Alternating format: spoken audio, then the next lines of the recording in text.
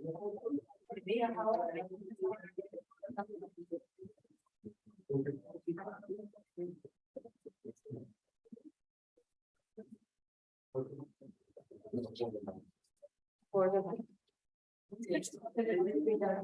mic's on, camera's on.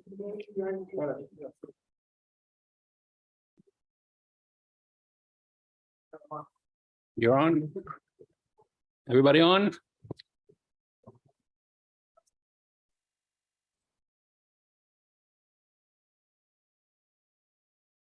Okay. Good evening, ladies and gentlemen. Welcome to the City of Hialeah Planning and Zoning Board meeting for Wednesday, November 15th.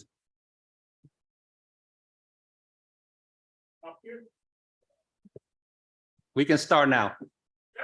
De La Paz is here, so we're good to go. Everyone, please rise for the invocation and the Pledge of Allegiance.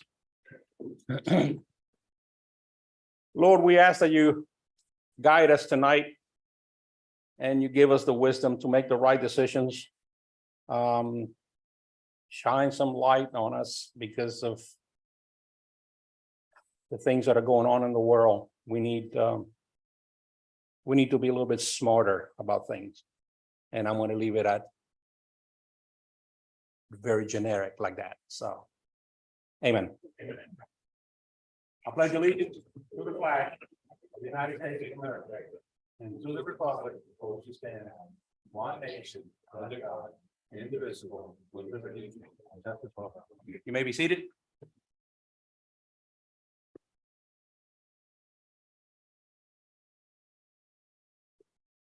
Meeting guidelines.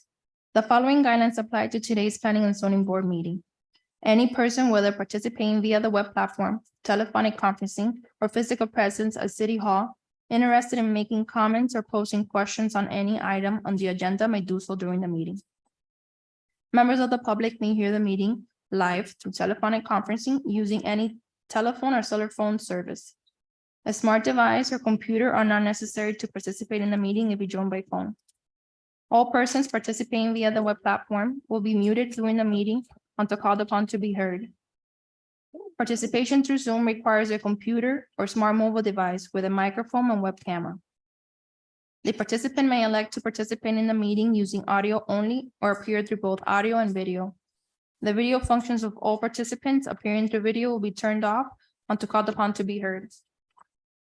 All lobbyists must register with the Planning and Zoning Board prior to item being heard. A maximum of 4 speakers in favor and 4 speakers in opposition will be allowed to address the Planning and Zoning Board on any item. Each speaker's comments will be limited to 3 minutes. Roll call. Mr. D. Perez? Here. Mr. Ramon? Here. Mr. Iglesias? Here. Mr. Jimenez is absent. Mr. Ulloa? Here. Mr. Casanova is absent. Mrs. Enriquez? Here. We have a quorum. Administration of oath to all applicants and anyone who will be speaking before the board on any item. Anyone and everyone that's going to speak in front of the board, please stand, raise your right hand so we can swear you in.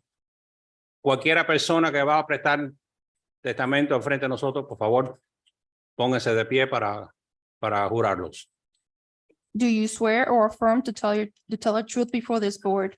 ¿Juras o afirmas decir la verdad ante esta junta?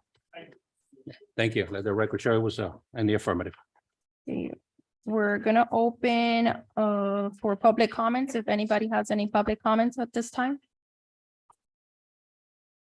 Okay, no. No public comments? So we do have a presentation. Deborah, if you want.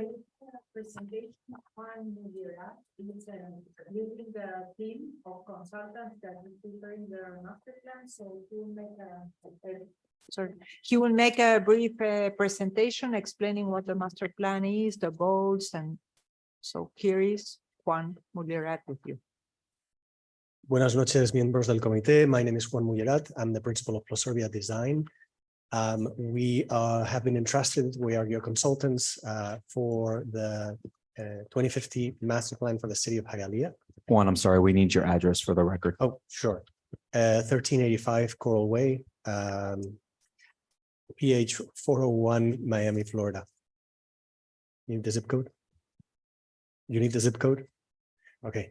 Thank you. So we are going to be working with you for the next couple of years on an effort to define what the vision for the city is and establish and make some recommendations as to in which way the city should evolve to make it a more livable place and a place that that really identifies with the community.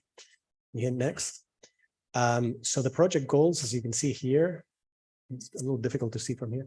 The project goals is to prepare a long-term 25-year master plan that is meaningful and transformational, that engages the public. So we are in the process right now, as you will see, for public involvement more than anything, and to provide a clear direction on which way the city should evolve. It will involve a mobility study that will take a look at what the current conditions are and what improvements can be made on infrastructure, on green spaces, and pedestrian streetscapes, services, and amenities. And at the end of the day, it wouldn't be a good master plan if it didn't look at what economic benefits all these things can have to your city for the next 25 years and beyond. Next slide, please. Okay, Juan, let me interrupt you for 1 second. Yes. Just want to recognize that Mr. Jimenez is on board. So we have another member on board. So welcome. Thank you, sir. Perfect. Thank you. Please. So you are going to see us for the next couple of years here in City Hall and also in events that we have prepared so that we can really engage with everybody here in Hialeah. And the team is made up of multidisciplinary professionals, engineers, architects, sociologists. In essence, everything necessary in order to get a good X-ray and understanding and analysis of what the city looks like today, and also make an educated proposal to you as to how it should develop. Go to the next slide. All the professionals that you see here, and these are some of the people that are leading the project, are local, and by local I mean in South Florida. We might not be necessarily from Hialeah, but we do understand the city quite well, and we are engaged to understand it even better through the next couple of years. Next slide. I had to put a quote. I think that it's important to have an inspirational quote, and for us planners, there's no better quote than the one from an American architect, Daniel Burnham, who said, "Make no small plans." And this is really important. This is a citywide master plan, so it's not looking at a specific area, but how all the areas come together and how they all work together to improve the city over time. Hit to the next slide. Right now, we are on stage 1 and 2 of this project. And stage 1 and 2 is the discovery, evaluation, and community engagement. I will show you a timeline in a minute. The task that we have at hand right now is to engage as many people as possible, and we're doing this through bike audits. We're doing bike and walk audits. We are doing public engagement in parks and also here at City Hall, and we will continue to do that for the next couple of months. Number 3, which is in brackets, is the bulk of the work. That's where we will understand and analyze and put together a set of recommendations that then will be vetted back by the city planning department as well as the public. And once we have that, we will then go back and refine it so that we can provide for you a master plan. The last couple of columns that you see there basically are a priority matrix that will identify which areas can be done quickly and which areas are more important or less important, or which recommendations depend on other recommendations. So it will be a clear roadmap ahead so that the city can adopt the master plan as its own vision for the future. And the project management is there also to remind us and remind you that we are available to move the project forward with a high level of quality control. To the next slide. The timeline, as I promised, as you can see, there's a lot of overlap. So while I showed you the 5 different columns before, we are currently on that red dotted line that goes down the middle. And we are right smack in the middle of the community engagement. We have prepared a website I will show you in a minute. And the next public engagement, the most important public engagement will be citywide and then through character areas. So we will be concentrating, or we will be looking at more specifically smaller areas. So we really understand the city in its different facets. The city does not look like one thing, it looks like many things, and the different areas will allow us to analyze and make recommendations on those specific smaller areas. You can see at the very bottom, we have also, we're also going to be meeting on a monthly basis with a steering committee of professionals, both from the city as well as from the county and the TPO, among other professionals, so that we can begin to also understand how the county policies affect Hialeah and how to improve those policies and work together so that the plan also is in front of them. They are part of the process. And when this plan gets implemented, they are aware of what those recommendations are going to be. And then they can take also steps in their own agencies so that it becomes a reality and it's also coordinated. Go to the next slide. One of the project milestones was on September 11th. We had a select group of people talk with us and also do a walking tour that gave us a very, very superficial, I guess, but important general sense of where the project could begin to take shape. You can see on the right-hand side of your slide, there's a snapshot of the website. All the documents that are being produced over time during the entire 2 years are going to be posted on the website as PDFs. So people can actually follow the process and the progress and also give feedback, because what's really important is that we have constant feedback from, from officials as well as the planning department and other departments and the public.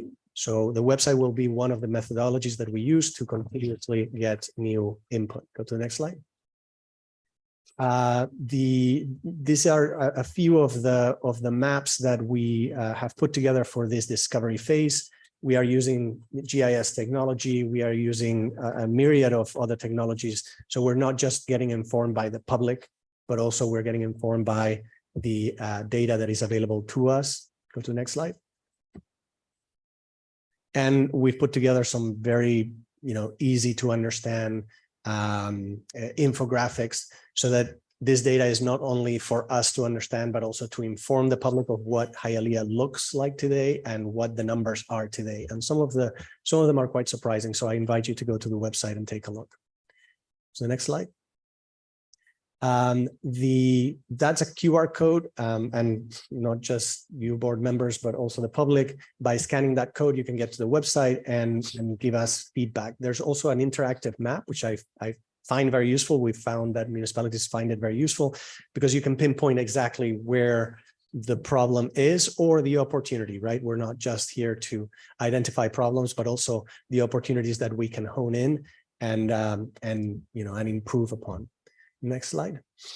So the community engagement is online.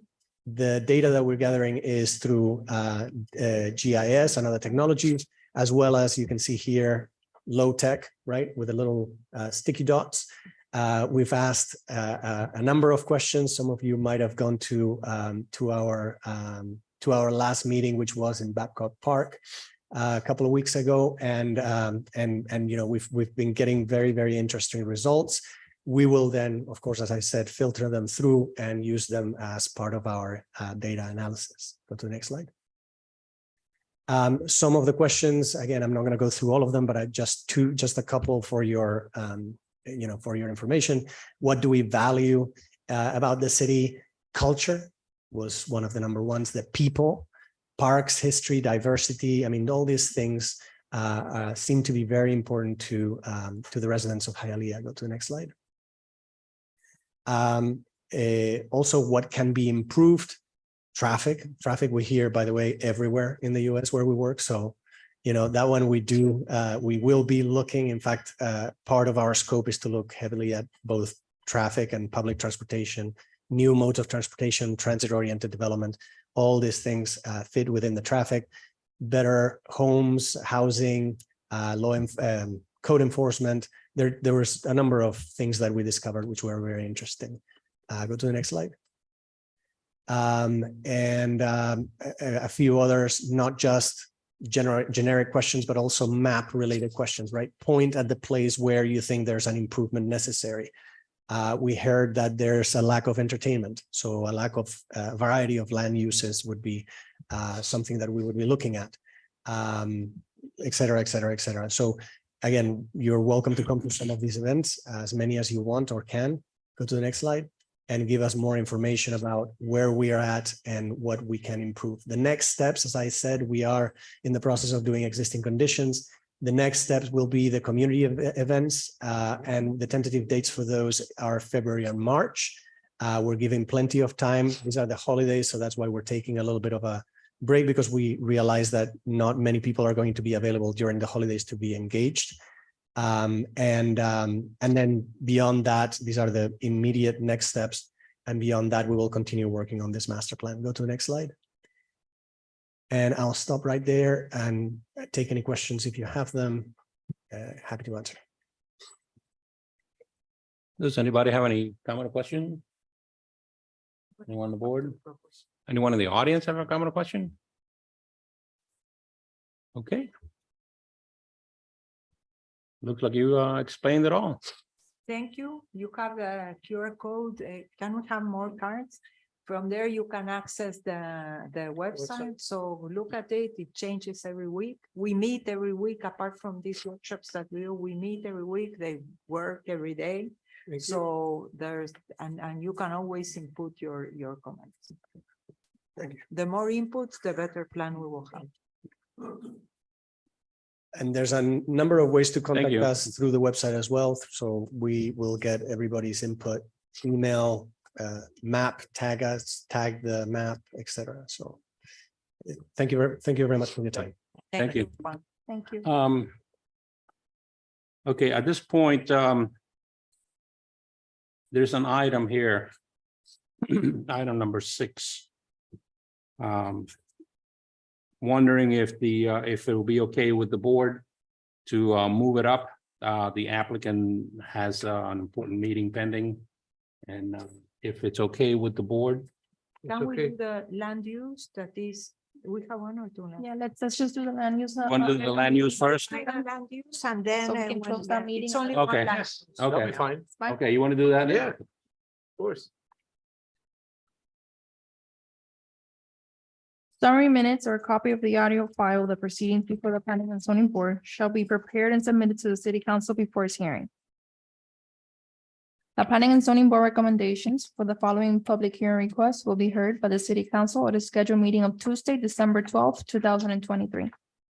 LU1, small scale map amendment from commercial to office and professional services district. Property is located at 383 West 35th Street, Hialeah zoned R2, 1 and 2 Family Residential District. Applicant Cesar Mestre Esquire. Good evening, Cesar Messer with offices at 8105 Northwest 155th Street, Miami Lakes, Florida. Thank you. The property in this application is a corner lot located at the northeast intersection of Red Road and West 35th Street. The property originally had low-density residential land use and is currently vacant after a house with a long history of violations and illegal units got demolished in 2019. In 2020, the property was granted rezoning to R2 and variances related to construction of a new contemporary duplex. The property is adjacent on its east and north sides to single-family residence and fronts residential office properties on its south side. Red Road, north of West 29th Street, has commercial and residential office land uses with scattered single-family residences with its sides facing Red Road. North of West 35th Street up to West 45th Street, the majority of the properties have low-density residential land use, except for 2 properties that have residential office land use since the early 2000s and 1 property that has medium-density residential land use. In March of this year, the property's land use was changed from low-density residential to commercial in relation to a proposal to build a 1-story medical office on this site. Given the entitlements that the commercial property might have due to Senate Bill 102, staff believes that the Office and Professional Services land use designation serves the applicant's purpose while protecting the city from non-compatible development. Accordingly, when the applicant applied to rezone the property to a commercial designation, staff suggested the land use change to Office and Professional Services and rezoning to Office and Professional Services. Since the Office and Professional Service land use designation is less intensive than the commercial land use granted to a property by Ordinance 2023-054, and therefore more compatible with the neighboring residential land uses, the land use change shall be approved. Thank you, Mrs. Stewart. Mr. Mitchell. Good evening. As Deborah just said, we were here back in March, and I'll show you, I'll go quickly through the presentation that we made at that time. And you recommended approval for changing the land use to commercial. It went to the council and it was approved also. But when we filed the application for the rezoning, I guess between the time it got approved and now, Senate Bill 102 passed, and it created some issues with the city. So we are in agreement and went ahead and filed the applications to change it to the office designation. I'll show you quickly through. It's the corner lot there. It's been vacant. And this is Dr. Sosa that also owns the building across the street, which is a medical office. And he'll be rezoning that one, hopefully to the same thing. It's going to be like two bookends. They're going to be the same. This is down the street. This is when I was arguing to you or presenting to you about the commercial aspects of it. Next slide. Next slide. This is what it's going to be. It's a med spa. It's a small little med spa on the corner. Next slide. And this is what it's going to look like. It's facing Red Road. As I said, we had already changed the land use to commercial, but we are voluntarily coming back and requesting what the city wanted. So we would ask you to recommend approval for the city council. One that- comment, I think that the slide that you have there showing the site plan was an older one. Because what we have here in the submittal is the one facing the street with the parking on the back. So I want to make sure that that is the one that will go, because the recommendation is based on that. Yeah, we switched it. We switched it to the one that's on West 4th Avenue with the parking in the back. You're correct. Okay, okay. Yeah. So this is the one that goes, the one that you have in your documents, not this. Correct. And you'll also have a rezoning later on the agenda with this same exact lot. Thank you. Comments or questions?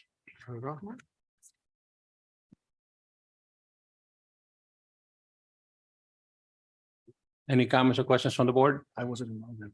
Anyone in the audience? Do we have anybody on Zoom? Because Go ahead. You're recognized. there's the one that's gonna be a parking lot, right? Because across the street of the clinic and this one. No, this one's going to be a med spa. That's why we changed it to commercial back in March. Oh, okay. It's a vacant lot now, and it's going to be a med spa, which is on West 4th Avenue with the parking on the east side of the lot. Oh, yeah. Okay, cool. Okay. Any more comments or questions? Which is actually nicer than just having a parking lot there. All right, close this part of public hearing. What's the pleasure of the board? Motion to approve. Okay, motion by Mr. Iglesias, second by Mr. Ulloa. Mr. Jimenez, Yes. Mr. Iglesias, Yes. Mr. Ulloa, Yes. Mr. G. Perez. Yes. Mrs. Enriquez, Yes. Mr. Ramon, Yes, item has been approved. Okay, do you want to read all of this introduction first and then we'll bring item 6 up or? Oh, no, now we need to end the land use part of. the Okay, meeting. all right, yeah. Okay, go back the item for a minute. Okay, you want to recall it back? Yeah, I only have one comment, so I want to put this on the records. So can we make a motion to recall the item? Motion to approve. Second. Motion by Mr. Iglesias, second by Mrs. Enriquez. Mr. Jimenez, Okay. Yes. Okay. Mr. D. Perez. Yes. Mrs. Enriquez, Yes. Mr. Ulloa. Yes. Mr. Ramon, yes, Mr. Iglesias. Yes. Okay. item You've has been recalled, man. Yes.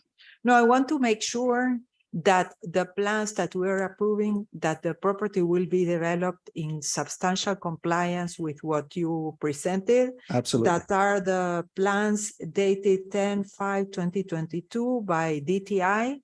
And this includes not only the site plan with the building facing Red Road, but also the color scheme The that was renderings. presented in the rendering. Yeah, and the idea is to develop this one to be very similar in design and colors and everything with the one across the street, which is coming Okay, soon. but we will, the colors are the ones that are in the Yes. submitted plans. Okay, perfect. And you proffer that on the record? Stephen? Yes, we proffer that that will be in substantial compliance with the plans, including the colors on the renderings. Perfect. Okay, thank you.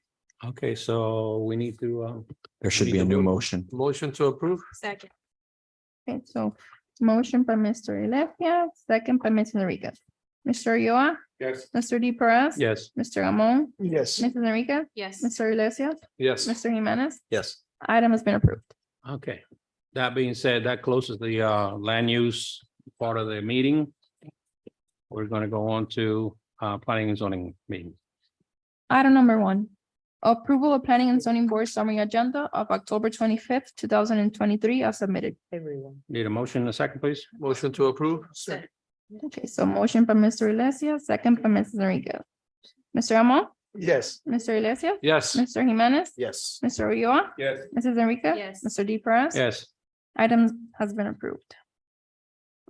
A written decision and resolution will be prepared and presented for review to the city council. The city council is authorized to affirm with conditions, or override the decisions by resolution. After the resolution is adopted, contact a member of the city clerk's office to obtain a copy of the final decision and resolution. Upon your receipt of the final decision and resolution, contact the building department to obtain your required building permit. Summary minutes or a copy of the audio files of proceedings before the planning and zoning board shall be prepared and submitted to the city council before its hearing. The planning and zoning board recommendations for the following public hearing requests will be heard by the city council at a scheduled meeting of Tuesday, December 12th, 2023. Item number 6. Okay, just for the record, let everyone know that since everybody did swear in, you're covered. We don't have to go through those steps again. And is the board okay moving item number 6 up? Yes. Okay. Name and address, please. Manny Ruz Architect with offices at 18501 Pines Boulevard, Suite 342, Pembroke Pines, Florida. Thank you, sir. She'll read it into the record and we'll talk about it. Item number 6. Variance to replat the property into 2 substandard lots, with each lot having a frontage of approximately 37.5 feet and total area of approximately 4,275 square feet, for frontage of 75 feet and total area of 7,500 square feet are required. Allow no interior north side setback for the southern lot, for 7.5 feet is the minimum required. Allow no interior south side setback for the northern lot, where 7.5 feet is the minimum required. Allowed a rear setback of 15 feet for both lots, where 25 feet is the minimum required. And allowed a lot coverage of 36% for each lot, where 30% is the maximum allowed. Property is located at 2450 West Fifth Avenue, Hialeah zones R2, 1 and 2 Family Residential District. Applicant Manny Rose. You. So the property in this application is located on the west side of West Fifth Avenue between East 25th Street and West 24th Street in Seminola. The property is owned R2 and is improved with a single-family house built in 1967. The site includes 1.5 lot with frontage of 75 feet and depth of 125 feet. At this time, the applicant is before the city with a proposal to build 2 attached duplexes at the subject site, inspired by the renewal and upgrade that has been happening in this area of the city. The proposed development includes a contemporary building, including 2 attached 2-story duplexes with a shared parking lot at the front. Over the past years, numerous new developments have been built in Seminola area, including Villa Mariposa, a Hialeah housing 83-unit multifamily building built in 2021 at 2345 West Fifth Avenue, across the street from the subject property. A duplex at 2300 West Fifth Way, built in 2017, A 6-unit multifamily building at 2400 West Fifth was built in 2021, and a duplex at 2210 West Fifth Way built in 2022, among others. To be able to develop the proposed contemporary attached duplexes, the applicant is requesting a variance to replat the property into 2 substandard lots, with each having an approximate frontage of 37.5 feet, an area of 4,275 square feet, where 75 feet frontage, an area of 7,500 square feet are required. Allow no interior nor side setback for the proposed southern lot, and no interior south side setback for the proposed northern lot, where 7.5 feet is the minimum required. And allow rear setback of 15 feet where 25 feet are required. The proposed development would be an asset for the area if developed as presented in the application, including its architectural features, color scheme, and landscaping. However, the front parking lot is suggested to be paved not with asphalt, but with pavers or stamped concrete, so you can create a space that is more pleasant We don't have a problem and with could also fulfill Yes. another function other than parking. To assure the city that the building will be consistent with the submitted plans, the requested variance could be approved subject to the development of the property in consistency with the plans prepared by Manny Rose Architect dated August 28, 2023, including the proposed site plan, elevations, architectural features, color scheme, and landscaping, and adding pavers or similar pavement in the parking lot. Yes. So the recommendation is to approve with conditions. Thank you, Mrs. Toy. Manny? Good evening, board members. As you can see, we're trying to help Seminola area and change it to a much nicer ambience. And we've created a 4-plex, 2 duplexes together. With the consent of Deborah, we always meet with her for all our projects. We don't have a problem introducing brick on sand in the front. The landscaping in the front, because of the side triangle, we can't put any bigger trees at the beginning, but we're trying to do the best we can with a buffer, knowing the fact that the parking is in the front. We feel as architects very comfortable. I've walked the area, I took pictures, I know who's where and what zonings are around. So Deborah mentioned it to the point. And basically, I don't have much more to say except that we will continue to do very nice work throughout the city to help different pockets be changed in the proper direction, in our opinion, and with the consent of Deborah. So with that being said, I will request that the board please review this. I've dropped off the color copy so you can see, and please approve it so we can proceed to our upcoming phases. That's all I have to say. Thank you. If anybody has any questions, please. Yeah, your proposal here does include, as it is stated here, a wall surrounding Yes. the rear. Is that a 4-foot wall or an 8-foot wall? No, it's got to be a 6-foot wall. 6-foot wall. Yes. Okay. All righty. Comments or questions from the board? Not at all.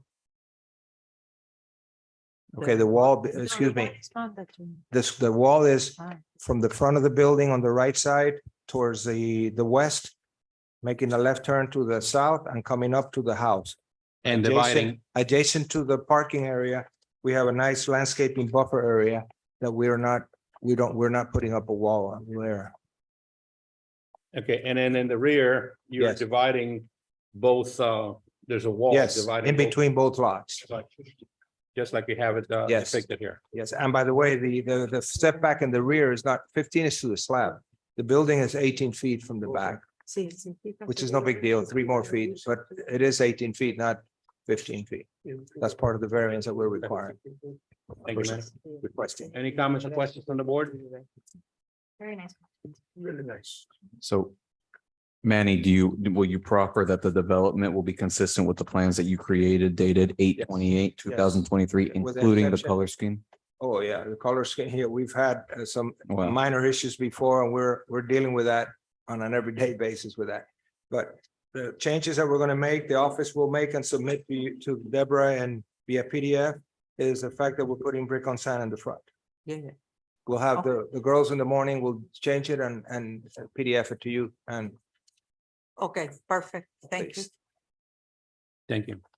Comments or questions from the audience? Is there anyone on Zoom?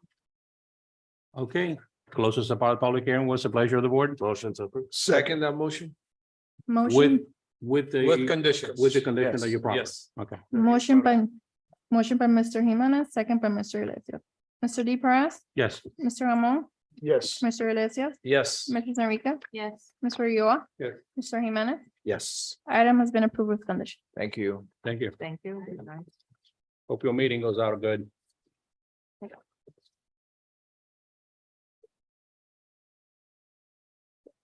The Planning and Zoning Board recommendations for the following public hearing requests will be heard by the City Council at a scheduled meeting of Tuesday, January 9th, 2024. Item number 2, final decision to allow a rear setback of 4.6 feet where 20 feet is the minimum required for the construction of a new terrace. Property is located at 3395 West 13th Avenue, Hialeah zoned R1, one family district. Applicant Orlando Enrique Sean. Name and address, please. Good afternoon. My name is Orlando Enriquez Sewan. I live at 3395 West 13th Avenue, in Hialeah, Thank you. Florida. The property in this application is a single-family house located at the southeast intersection of West 34th Street and West 13th Avenue. The applicant is before the city requesting a setback adjustment adjacent to the south property line for a proposed 10 feet by 40 feet aluminum roof open terrace. The required rear setback is 20 feet and the applicant is requesting a 4.6 feet setback. Given that this is a corner property, the south or rear property line is adjacent to the side of the neighboring single-family home. Because of its corner condition, the rear setback of the subject property is adjacent to the side setback of the adjacent home to the south, where the required setback is 7 feet because the property is 7 feet wide and would be 5 feet 1 inch for a 50 feet wide property. Without sacrificing the functionality of the proposed terrace, its width could very well be slightly reduced to at least comply with the 5 feet 1 inch minimum side setback requirement on single-family home. Accordingly, the applicant shall reduce the terrace roof width to provide at least a 5 feet 1 inch setback. Recommendation: approve 5 feet 1 inch south side setback with the condition that the terrace remains open on 3 sides. Thank you. Comments or questions? I think that the plans show 5 feet, but because the columns are more towards the house, so I think you will be good with that. But since we advertised 4.6, I wanted to clarify this, and what we are approving is a 5 feet 1 inch rear setback. Yes, it's in accordance to a meeting I had with you several months ago. You mentioned that for the firefighters, so I had them adjusted for that. Okay, perfect. Okay, good. Okay, comments or questions on the board? Anyone in the audience? Anyone in the electronic audience? All right, closes the bar public hearing. What's the pleasure of the board? Motion to approve with the planner's recommendations. Second that motion. Motion by Mr. Amon, second by Mr. Iglesias. Mr. Di Perez, Yes. Mr. Amon, Yes. Mr. Iglesias, Yes. Mrs. Enriquez, Yes. Mr. Jimenez, Yes. Mr. Ulloa. Yes. Item has been approved. Thank you. So you have to come back on January 9, or if you don't want to stay until late, you can attend via Zoom. Yes. The Planning and Zoning Board recommendations for the following public hearing requests will be heard by the City Council at the scheduled meeting of Tuesday, December 12th, 2023. Item number 3, rezoning property from R1 one family district to C1 restricted retail commercial district. Property is located adjacent to 4290 East 4th Avenue, Hialeah, Florida, folio number 04-3106-009-0040. Zoned R1 one family district. Applicant Ricardo Largo. Good evening, Good evening. Chairman Perez, members of the board, John Lucas, offices at 2655 South Lejeune Road, Coral Gables, Florida, 33134. I'm joined this evening by Maria Fernandez, architect. The Thank you. application before you is one for a request for a change of zoning from R1 to C1 for one lot that is adjacent to, contiguous to Mr. Largo's operation at the corner, southwest corner of 43rd and 4th Avenue. Okay, let's Let- read it let into me the read it. record and then we can dive into it a little more Yes, So sir. the property in this application is located on the west and to the rear of 4290 East Fourth Avenue and is jointly developed with 4290 East Fourth Avenue as part of its parking lot. In the year 2000, the subject property was granted a land use amendment to commercial, but its zoning remained as R1. At this time, the applicant is before the city requesting rezoning from R1 to C1 to make the zoning consistent with existing land use and consistent with the current use of the property. The recommendation is approval. Thank you. We do have. Is this just one letter of opposition, or is this? If you remember when this item came before us in the past, and it had more than this because it included a residential lot that was next to another single family home, and they wanted to change the land use and zoning. That became very controversial. Right. And in that same application, this rezoning, that is something that by the comprehensive plan you should do because the land use and the zoning need to be consistent, got lost there and everything was denied and this was never done. So this time, they're not proposing anything on the vacant property. They are proposing to rezone this to the existing land use. And when they develop that part of the property, what they would do is storage to address all the problems that the neighbors brought before you. And also to be able to develop that, since this sits next to a single family home, they will need to build a 6 feet wall. That is not a condition because it's a requirement. They are not asking for any variance. So the recommendation is a straight approval. The applicants, some of the applicants that were the ones complaining in the other hearing, they came this morning. I explained this to them. They understood that it's something that is a procedure that we need to do because we need to be consistent with the comprehensive plan. But when they came, they didn't know exactly, so they brought some letters of objection. So if you want to read them into the record, we can. But they understood that this is something simple. It's not the same application that you had before you. To the chair. Yeah. A quick question. So is this for the vacant lot or for the actual store? No, this is for the lot that is a parking lot, and there is a pocket in the back that now they use it to put containers and to have their materials, and the neighbors were complaining about that. And they wanted to build their storage, but they cannot do it if they don't have a zoning consistent with the land use. So they are doing that to be able to build that storage and to put in order the property to remove those containers and everything. This is not part of the vacant lot, is it? No, It's part of the commercial lot. the vacant residential lot is not part of it. I'll pull it up on here on Yes. property appraisal. So it's part of the where the restaurant is.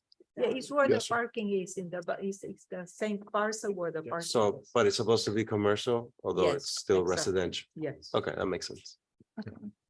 It's actually improved and it is currently being used part and parcel with the adjacent two lots that are right there on Fourth Avenue. Nice. So you can see it Yeah, on your you screen. could see it there. You could see that it has parking, and in the back it had a container and things that were done there without permits. Okay, very good. Okay, I'll read the letter. yeah, into- go ahead and read it and. Chairman and members, once again, we oppose the rezoning of the property located at 4290 East Fourth Avenue. This item has come before the zoning board and the full city council several times, and it has been denied by the city council. The council has objected each time to the westward advancement of business into the residential neighborhood. This application is an advancement into the residential area. In addition to the rezoning application, it appears code enforcement violations continue on the property. Although this is not the zoning board's authority, concerns were brought up to the city in the last application process. 9 recommendations were made on April 26, 2023 by the Planning and Zoning Board. Then on May 9, 2023, the city council denied the application after the city attorney advised that it will cost the city money in litigation for payment of continued violations. This year, public testimony included the phrase, "History is the greatest indicator of future behavior," with the applicant's attorney passionately speaking about how corrections will be made and how the applicant would be a great corporate citizen moving forward. Although assurances were made, not much has been done. It is now 7 months later and violations continue. Once again, we oppose the rezoning of the property to commercial, and we ask you to do the same now for the third time. Sincerely, David and Teresa Perez, 322 East 43rd Street, Hialeah, Florida, 33013. Thank you. Mr. Lucas. Okay. So to Ms. Storch's earlier observation, the scope of the project that was before you a year and a half or 2 years ago, and then, of course, the scope of the project that I had the privilege of representing Mr. Largo on that was unsuccessful at the commission hearing itself are entirely different. We're talking about apples and oranges here. I can't speak to the objections and the lack of specificity of those objections, but I can tell you this, that when we take a look at the lot in question, it is one that is being used and has been used part and parcel to the existing operation of the two lots, which are lots 1 and 2. Right next door, adjacent, contiguous, I'm talking right up against it, is the lot 4, which is a lot that is 25 feet wide by 138 feet. It is suitable for commercial zoning. It is not suitable for residential use. There are minimum lot requirements for residential use, as opposed to no minimum building site requirement for the C1 classification. But I think the more telling and the most important issue here is your own comprehensive plan. We heard that we've got a 2050 plan that has currently been being worked on right now.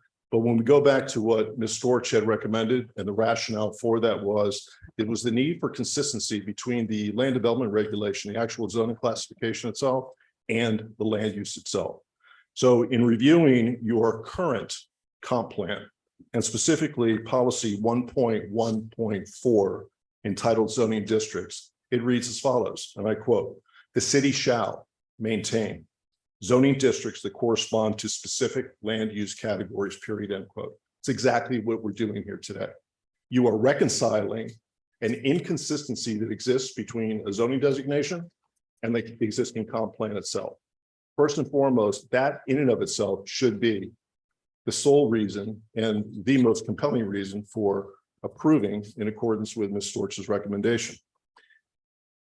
With regard to what is intended to be used on this 25-foot by 138-foot lot, it's for purposes of eliminating the temporary storage facility that the neighbors have complained about for a long period of time.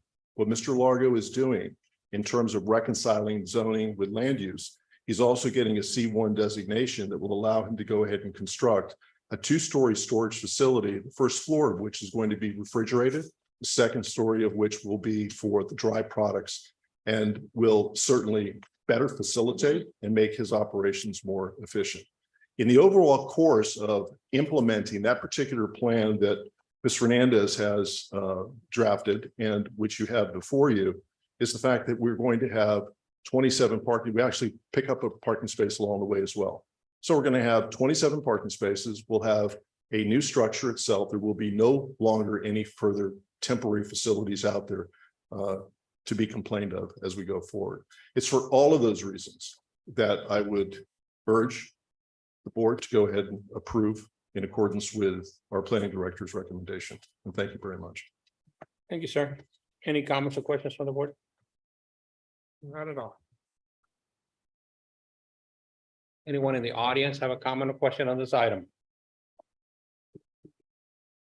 Anyone on Zoom? Okay, closest part of the public hearing. What's the pleasure of the board? Motion to approve. Second that motion. Motion by Mr. Ramon, second by Mr. Iglesias. Mrs. Enriquez? Yes. Mr. Jimenez? Yes. Mr. Iglesias? Yes. Mr. Ulloa? Yes. Mr. D. Perez? Yes. Mr. Ramon? Yes. Item has been approved. Thank you very much. Thank you. Happy Thanksgiving to all. Thank you. Have a good day. Likewise. Item number 4, rezoning property from R2, 1 and 2 Family Residential District to OPS Office and Professional Services District. Property is located at 383 West 35th Street, Hialeah zoned R2, 1 and 2 Family Residential District. Applicant Cesar Mestre Esquire. Good evening, Cesar Mestre, offices at 8105 Northwest 155th Street, Miami Lakes, Florida. Thank you, sir. So this is the companion item with the land use that we just saw on 383 West 35th Street. So the property is a corner lot and it's zoned R2. The property's land use is in the process of being amended to office and professional services. The applicant is requesting rezoning from R2 to OPS to be able to develop the site with the new one-story, 1,269 square feet medical office in compliance with zoning requirements, including parking. The proposed building faces Red Road and has parking at the rear of the building. A 6-foot concrete wall is proposed on the north and east sides of the properties in order to create a proper separation from the adjacent single-family homes. The requested rezoning may be approved, however, it shall be subject to developing the property consistent with the plans signed and sealed by Carlos Pizarro, architect, dated October 5, 2022, including the proposed color scheme.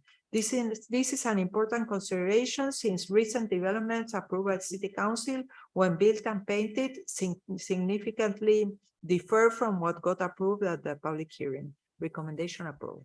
You're not gonna paint it yellow, are you? Bueno, it's good to have it on the records because you will be surprised. There was a very nice building that was approved by this board on 49th Street when it was in construction. Everything looked great. And then the contractor recommended the owner to paint it in a certain way that is not consistent with what was presented here. Luckily, we were able to contact the owner and to present him a color scheme. We made a rendering for him and convinced him that the scheme that was presented originally was better. So he agreed and we solved that issue. But since we don't want to have this anymore in the future, that's why in every application I will be repeating this. Put it this way. I knew Navarro- somebody changed their mind on the colors. Navarro definitely. I don't remember what the color was, but I remember that you had made some comments on it and it was changed along the way. So whatever the last one has, We are okay with it. okay. So same argument as before. It's the companion with the recommendation of approval you just did with the land use. This would be the rezoning aspect of it. I'll be happy to answer any questions you have. Are you gonna put a cafeteria in front? No, Okay. Comments or questions? from the unless you board? want me to. Not at all. Anyone in the audience have a comment or question? Anyone on Zoom? Okay. We got Mr. Jimenez, You can move forward without his vote. okay. I thought he came back in. No, he went. Oh, I'm sorry, it stepped was out this for a young second. lady. You don't look like him, but go ahead. President of the board. Motion to approve. Second that motion. Motion by Mrs. Enriquez, second by Mr. Iglesias. Mr. Amon, Yes. Mr. Iglesias, Yes. Mrs. Enriquez. Yes. Mr. Ulloa, Yes. Mr. D. Perez. Yes, Item has been approved. there he is. Yes. Yes, there you go. Yes. Mr. Jimenez said yes. The next two items will be long, so if you want a bathroom break, we can have a 5-minute break. I wish you would have said that sooner. Yeah. You know what, Deborah? I think I'm gonna take you up on that. Everybody okay with that? A little Yes. 5-minute break? 5-minute break, okay?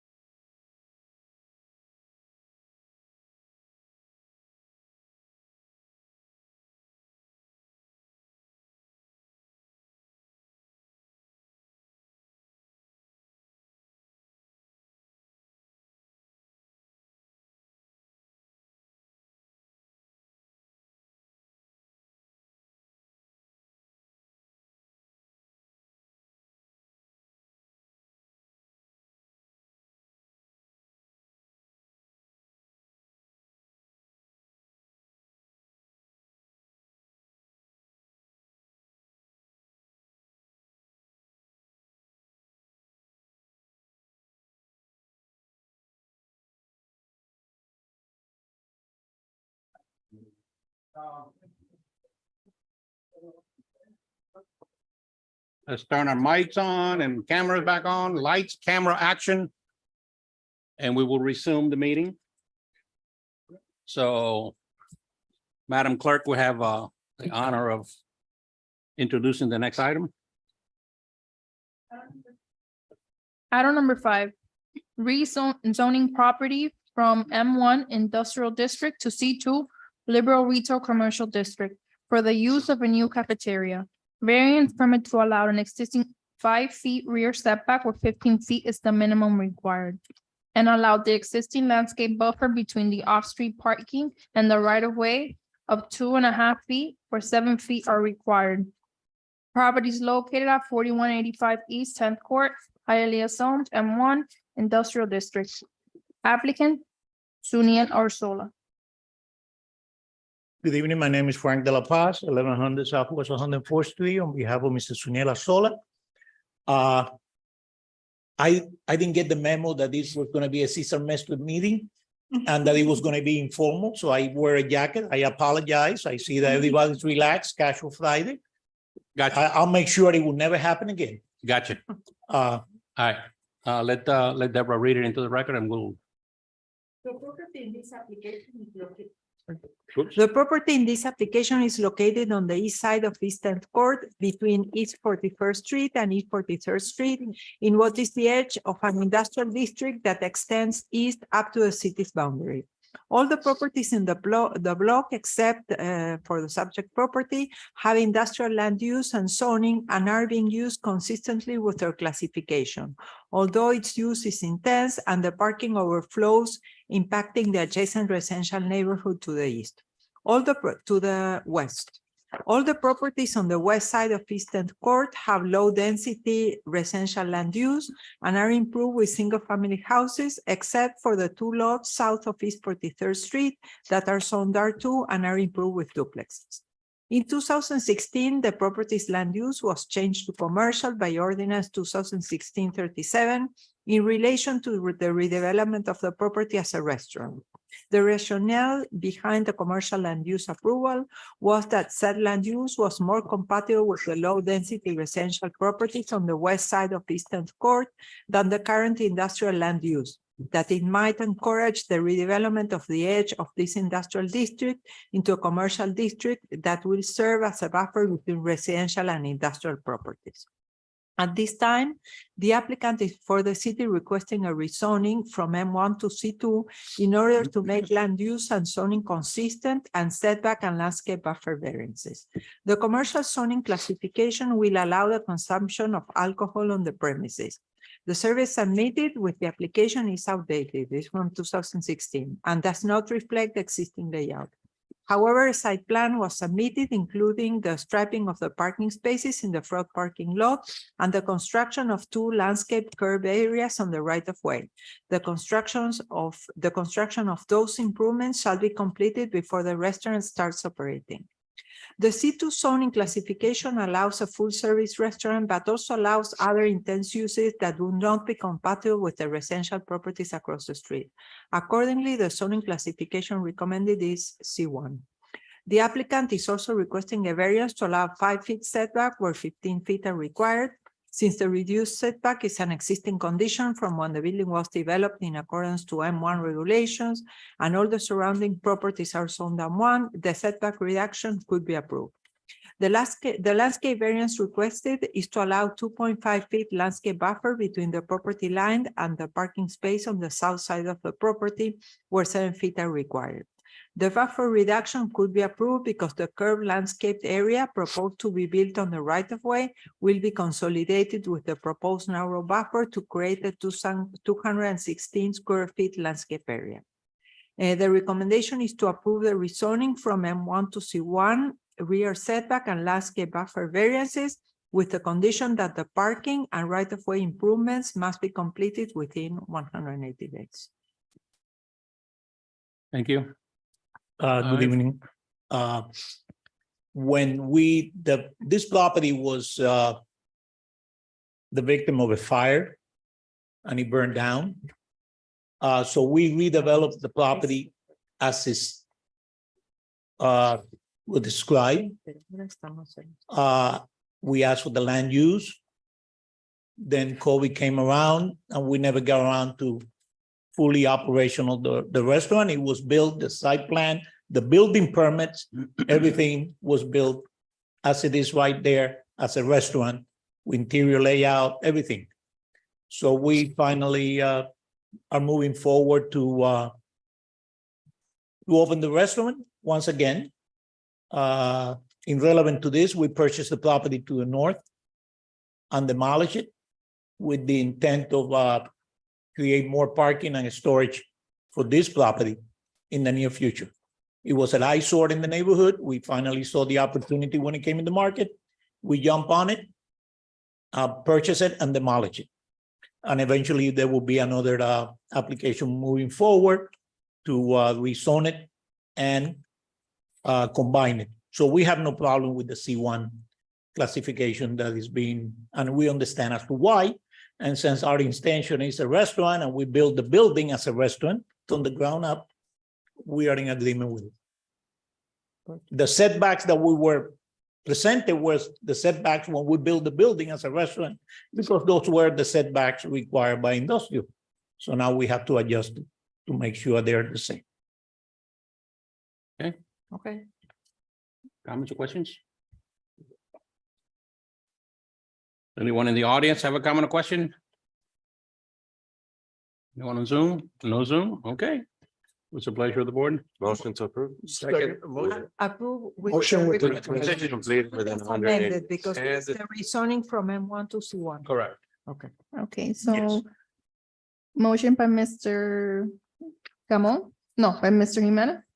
Second by Mr. Gamon and Mr. Iglesias. Thank you. Mr. D. Perez, Yes. Mr. Ulloa. Yes. Mr. Jimenez, Yes. Mrs. Enriquez. Yes. Mr. Gamon, Yes. Mr. Iglesias. Yes. Item has been approved as amended. And it will go to, Oh, it will go to city council December 12th. thank you. And then January 9. Item number 7. Conditional use permit to allow a kindergarten to second grade elementary school with a maximum capacity of 15 students in conjunction with an existing 59 children daycare. Variance permit to allow 8 parking spaces where 14 parking spaces are required. And allow all parking spaces to back out into the right of way, where back out parking is only allowed in low density residential properties. Properties located at 484-490 East 32nd Street, Hialeah Zone R3, multiple family district. Applicant Cesar Mestre, Esquire. Good afternoon, Cesar Mestre, opposite 8105 Northwest 155th Street, Miami Lakes, Florida. With me today are Alicia Garcia, the owner of the school, and architect Santurio, who's here also today. Thank you.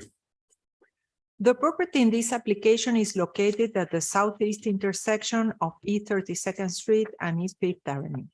The property is on R3. In 1998, Ordinance 9868 granted lot coverage, parking, and landscaping variances in relation to a proposed conversion of 2 adjacent multifamily buildings into a 3,500 square feet daycare. It was a controversial item at the time, denied on first reading by the City Council.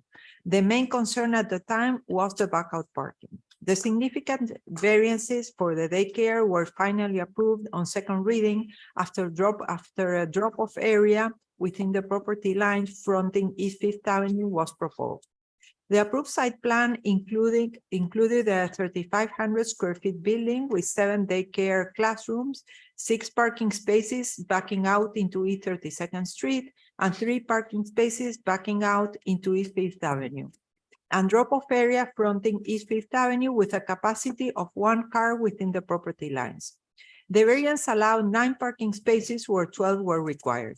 The school has now 8 parking spaces backing out into the street, 5 on East 32nd Avenue and 3 on East Fifth Avenue, and a drop-off area that can narrowly accommodate a maximum of 3 cars encroaching into the sidewalk. One of the parking spaces backing out into East 32nd Street is an accessible open space. Over the years, kindergarten started to be considered part of the elementary school, and first and second grade classes were added to the daycare. Daycare and elementary school parking requirements differ because daycare children are dropped off at different times, but school children have a fixed start time. While daycares require one parking space for each 400 square feet of gross floor area, schools require one parking space for each 200 square feet of gross floor area. At this time, the applicant is before the city requesting a conditional use permit to allow a 15-student first and second grade in conjunction with a 12 children kindergarten class and 47 children daycare.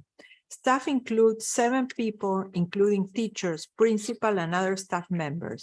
A variance is also requested to allow 8 parking spaces where 14 parking spaces are required. The variance granted for the daycare in 1998 was significant and was approved despite the unsafe conditions of parking backing out into the street. Expanding the use of the property to incorporate a school further advances the parking deficit and unsafe conditions. And 27-student K through second grade school requires a minimum drop-off area of 4 spaces, while the school only has a 1-car drop-off area within its property lines and may accommodate 2 more spaces by encroaching into the sidewalk. In addition, the property now has 7 parking spaces plus 1 accessible parking space and 7 staff members to occupy those parking spaces, leaving no room for parents, guests, or providers. Although the applicant worked with staff and reduced the school capacity from its initial request, that was 55 daycare children plus 30 elementary school students, the site was already deficient when it was granted the 1998 variance. In light of the above considerations, the requested CUP to allow the expansion of the daycare incorporating K through second grade and parking variance shall not be approved since it will further increase parking deficit, unsafe pedestrian circulation, and insufficient drop-off conditions. The recommendation is denied. Thank you, Mr. Stewart. Mr. Mesri? Yes, thank you. I know I've told you guys this before, but I want to make sure I mention it again. I try on all my projects to come before you, not with a recommendation of denial. We try to work with staff, as Deborah said. We tried to do what we could, what's within our abilities to come in with a recommendation of approval, but unfortunately, sometimes that's not the case. And this is one of them. I'm going to give you a little history on this case. And I want you to understand, first and foremost, that we are not asking for an expansion. On the contrary, what is going on here is that we have voluntarily agreed to reduce what has already been there for a number of years. This is like many other daycares. This daycare opened up in 1998. They were granted certain things. They operated the daycare. My client bought it in 2009. In 2010, they started adding grades: kindergarten, first grade, second grade, third grade. And this has been going on for quite some time. My first visit to this school was in January of 2020, talking almost 4 years. There was an application filed for a conditional use permit in June of 2021. With that application, we requested 70 daycare and 35 students. That number is not just something that my client pulled out and said, this is how much I want. DCF, which regulates the daycares, told her that her building capacity was 103 people. So that's what she had requested. There was original plans done at that time by professional engineer Alfredo Carbonell. There was a 19-page traffic study that was submitted back then, which asking for up to third grade and asking for more students than we're asking for now, the traffic engineers' findings were that the traffic to affect this area was de minimis, very little, no impact, with more students and more grades.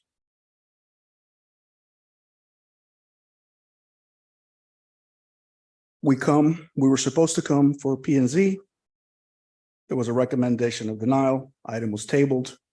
Then we submit a new application, now limiting it to K through 2 and only 12 students for the educational.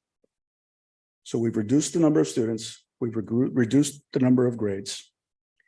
The big issue at that time, as Deborah mentioned, was safety. My client, back when Julio Robaina was the mayor, requested and actually was successful in getting 4-way stop signs on that intersection. There's stop signs on Fifth Avenue and there's stop signs on 32nd Street. I'd like to show you the presentation and I'll come back to some of my argument. This is the property on the corner of East 5th and 32nd Street. It was originally two structures, but they made it one. You go to the next slide. Right there, you see the corner that where it's located. Next one is the land use. There you go. Next one. This, to me, is very important because I took these pictures 10 days ago. When I come to the city to pick up the signs to put on the property, I go to the property and I post them and I take pictures. And I went there, must have been about 12 or so in the day. And to my surprise, and I was happy, this is what I found. This is the middle of the day. School is in session, daycare is in session. The parking, which is the picture on the left, which is located on Fifth Avenue, was still available. The drop-off, which I'll show you a little bit more in detail later, the drop-off and pickup loop, completely empty. And as an officer of the court, and you guys have known me for a long time, I can tell you this was not staged. I didn't call, they didn't know I was going. As a matter of fact, some of the teachers came out. They're like, what are you doing here? Who are you? I said, look, I'm the attorney for them. I'm just putting up the sign. That's it. Next slide. This is the front again. You can see, and there's no cars parked in the loop, which is the way it's supposed to be. Next slide. This is 32nd Street. Again, teachers are there, school's in session, daycare is in session. There's still parking available.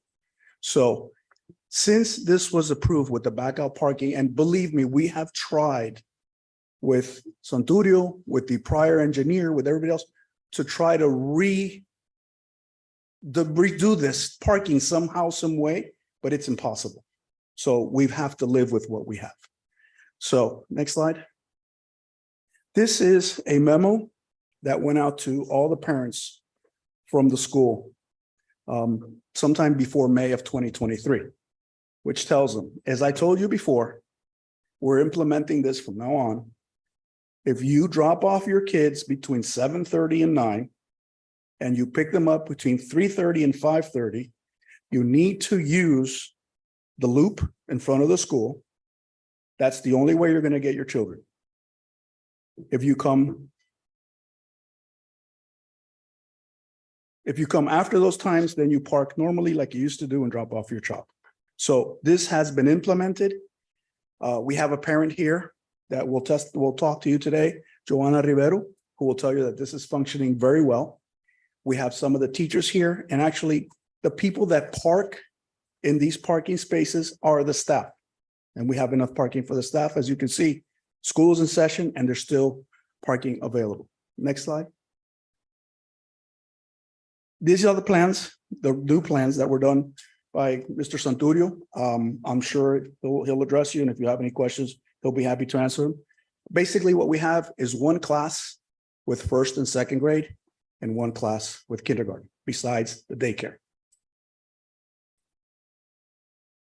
We have agreed and will proffer a declaration of restrictions if you decide to approve this, that we will have a maximum of 7 staff, that we will have kindergarten come in at 7:30, leave at 3:30, have first grade come in at 7:45 and leave at 4 o'clock, have second grade come in at 8 a.m. and leave at 4:30.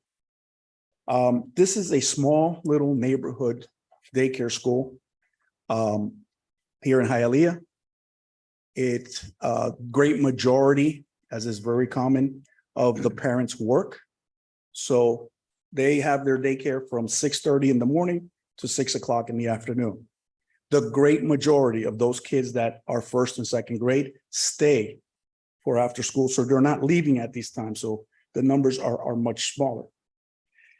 Since this has been approved with the backup parking in 2008, there have been zero accidents involving any staff or parents backing out into the street. There has been accidents on the corner that are unrelated to people backing out of the street. So at this time, I would like my client, Alicia Garcia, to say a few words regarding the school. I said she bought this place in 2009. We need your name and address, please. Buenas noches. Yo me defiendo en el inglés, pero sí, mi nombre es Alicia García, pero yo quisiera hablar en mi primer idioma, que es español. ¿Está bien? Ok.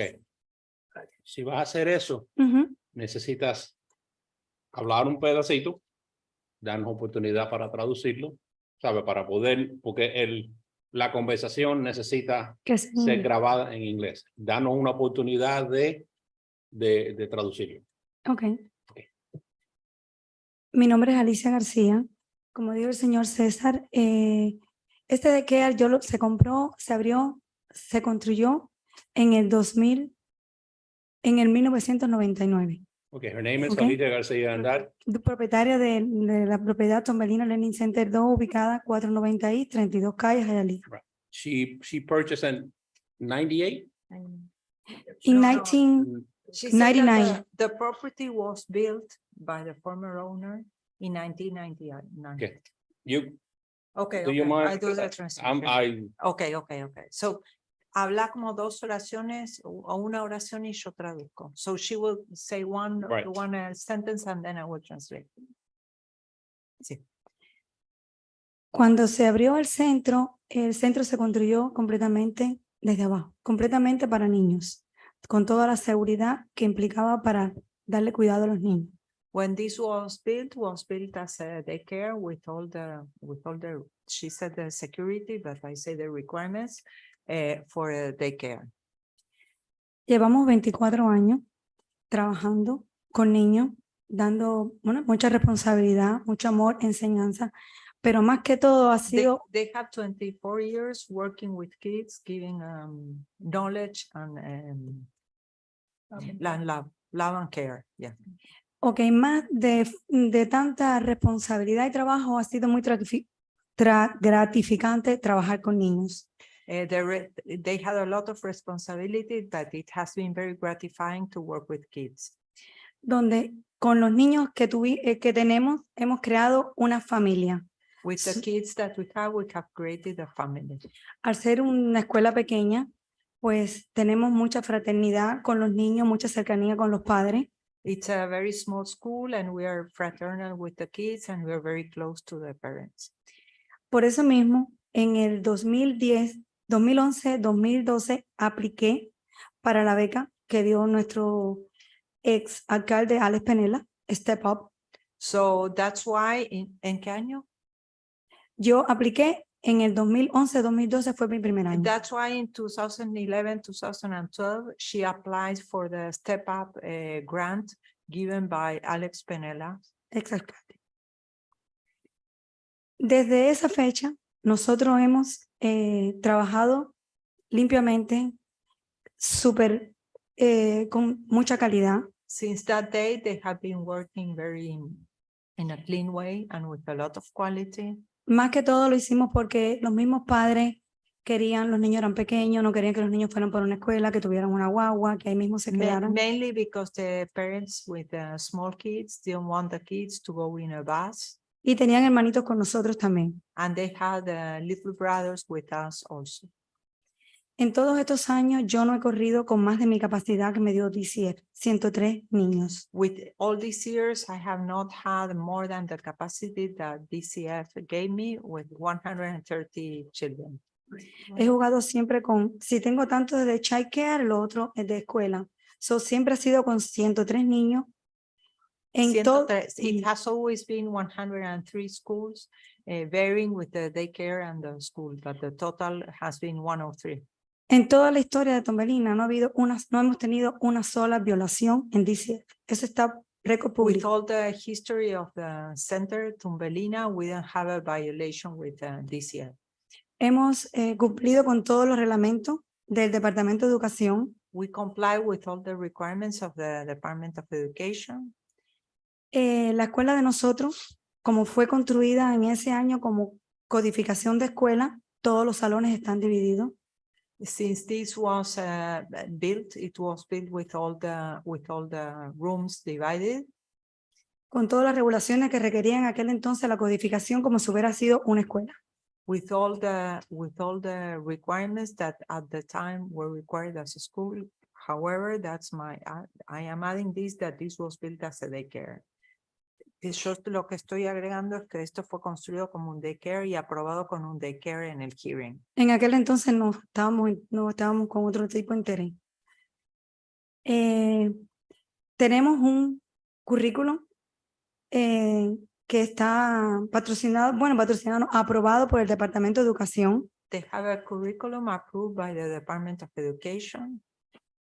Tenemos las clases preparadas como para un elementary, tenemos Smart Board.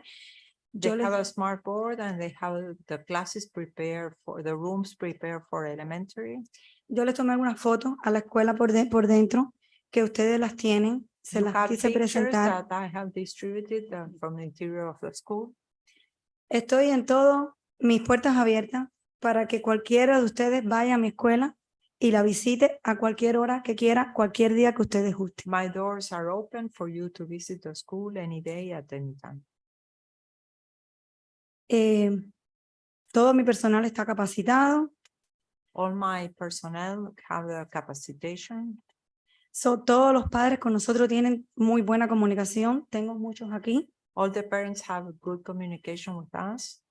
Con respecto al tráfico, no ha habido ningún tipo de problema gracias a usted que me recomendó el drop-off y el pick-off, porque aunque lo tuviera, no lo estaba implementando.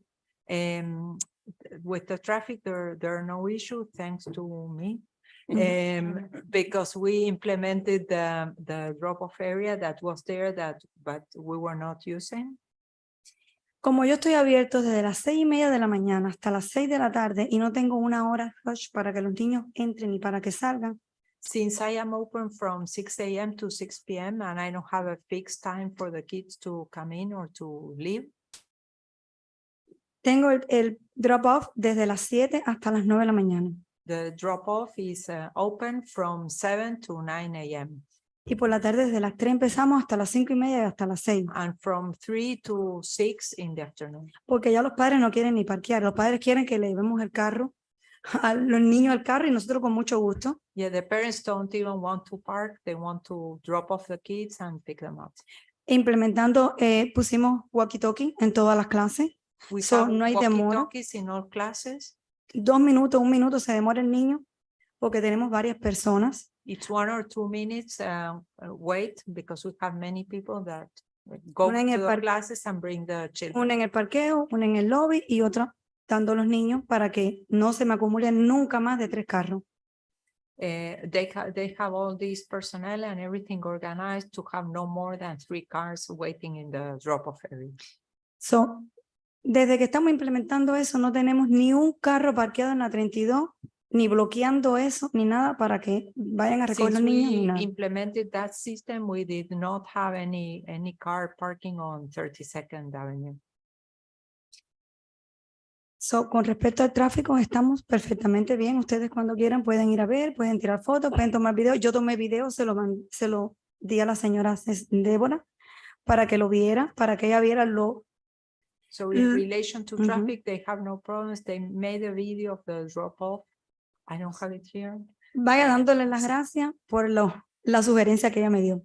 porque de verdad que nosotros nos hemos quitado también, estamos mucho más organizados en ese aspecto. So she thinking that thanks to organizing the drop-off, it's better for them. They are well organized now. Y como para finalizar, le quiero decir que también tenemos un programa que se llama Children Trust, que no todas las escuelas califican. Gracias a Dios. She also wants to add that she had a children trust program that not all schools qualify. Y nosotros para nuestros niños que tenemos de elementary se lo podemos dar donde tiene muchas actividades. And we can give that to our elementary school children where they have a lot of activities. Y todo eso completamente gratis para los niños. And that is all free for the students. So, nosotros llevamos 24 años sirviendo a la comunidad, We have dando, been 24 years serving the community, dando calidad y nuestro mejor servicio. giving quality and our best. Y eso es lo que queremos, que nos dejen continuar dando los servicios que hasta ahora estamos dando y no estamos pidiendo más nada. And we want you Thank to you. allow us to give, to continue, to allow us to continue giving the services that we do. Thank you. Muchas gracias. Aquí tengo maestras, vecinos del área para que vean cómo es el tráfico. Vecinos que viven al lado de Neighbors and teachers are here supporting. y padres también. And Si parents also. gustan alguno que hable. Oh. Muchas gracias. Buenas noches. Architect Santurio is available if you have any questions from him. Is he responsible for the parking deficit? Yeah. Or- Okay. No, you weren't the architect when they first built the. I'm sorry? daycare. You were not the architect. No, I was, when- no, I was not. My name is Octavio Santurio. His office is at 6262 Southwest 40th Street, South Miami, Florida. We're here tonight,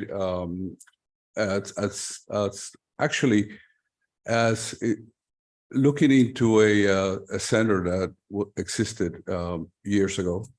And, thank you to the new regulations, we're able to really revisit what was lacking or not lacking. I thank Deborah for her implementations, and she pointed out the things that she felt were detrimental to one point, and we addressed them. We, as you can see, she had 103 children. Now you're looking at 59 daycare, and I think 12 you mentioned of a school. So she reduced her number of children, to comply with the new regulations. So I think that, that really in itself helped a lot. And before, the city did not require a license for elementaries. So, it was a thing that was going on for years and with no regulations. So I think this is a plus that this was revisited and we were able to implement what was trying to fix some that to the point that it works better now. She did not use her drop-off area at all. We realigned the parkings to try to be as safe as possible. So, we humbly request your approval on this matter. Thank you very much. Thank you. One last person, we're going to ask Joanna Rivero to address you.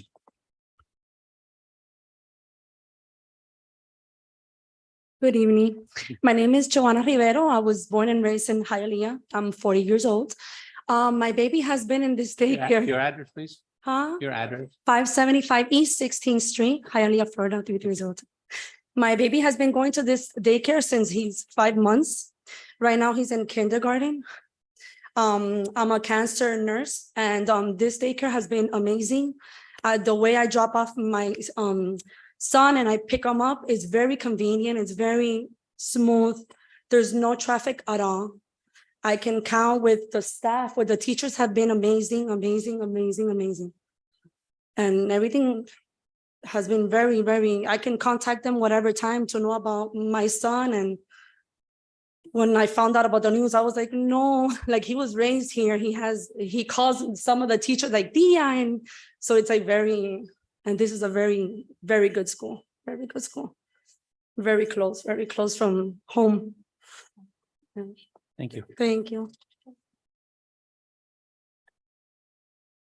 So based on what we have presented to you, we would like her to have the opportunity to continue to give the educational service that she's been providing for a number of years. And with the new and improved layout and implementation of things like Deborah recommended. So we ask you for a recommendation of approval. And if you have any questions, let us know. Thank you, Mr. Mestre. I have a couple of comments. I drive by your property at least 3 or 4 times a day. You're right about the 4-way stop sign. Before the 4-way stop sign, that was a madhouse. You're 100% correct with the pictures that you took of the parking. Every time I drive by there, if I see more than 5 cars parked, something's going on. Okay. I have yet to see a car, even though they are parked in on a back out situation. I have yet to see a car back out onto 32nd Street. Eventually they will, because that's how they're parked. In my opinion, you have a 4-way stop sign right there. That right there makes it about as safe as it can be, because they have to come to a complete stop. Now, you're right. There have been accidents at that stop sign there. I have had to detour my travels a couple times. I have not seen a problem with your property. The flip side, however, property that you have on 36th Street, on 37th Street, I'm sorry, 37th and 4th. That one does not belong to her. It doesn't? That one doesn't belong to her. There was a fire and there's a pending application to change that property. Not the school. Yeah. That's not hers. That's not hers? No. Her ex-husband. Okay. Well, There was several Thumbelinas. okay, and well, they separated them. my focus is that one. That one, even though it's not relevant to this application, that one there is a lot busier. It's on the main road. When it comes time to drop off and pick up, it does get busy, but they have traffic control. Okay. I've never seen your place anywhere near as congested as that one. Obviously, it's a smaller place, I'm sure. I don't have a problem with your place there. I mean, I've been there, so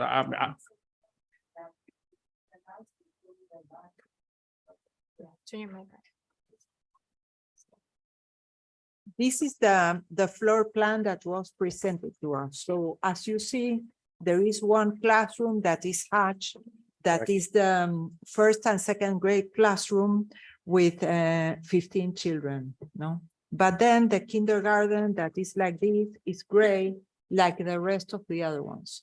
So the reviewer, when he reviewed the application and wrote the legal of what was going to be requested, what we requested is a conditional use permit to allow a K through second grade elementary school with a maximum capacity of 15 students. However, it's 15 students on first and second grade and 12 students on a kindergarten that is also considered school. So we should have advertised 27K through second grade plus 47 children daycare. So we will have to re-advertise this. So my suggestion is to withdraw, to re-advertise, or to table it, and this gives you the opportunity all these days until this comes to us in December to go pass by, look how it works, and then we will consider that at that time. That is the recommendation I consulted with. I appreciate your offer. I'm very, very familiar with the school, and I know what I stand, but thank you, Deborah. This is a valid point. The applicant right now, the ball is in your court. Evidently there's the issue is there's different views on kindergarten. I know for Dade County, for plans, Dade County counts as daycare. Then when Mr. Santurio made the plans, that's why he did the hash on the first and second grade and not in kindergarten. So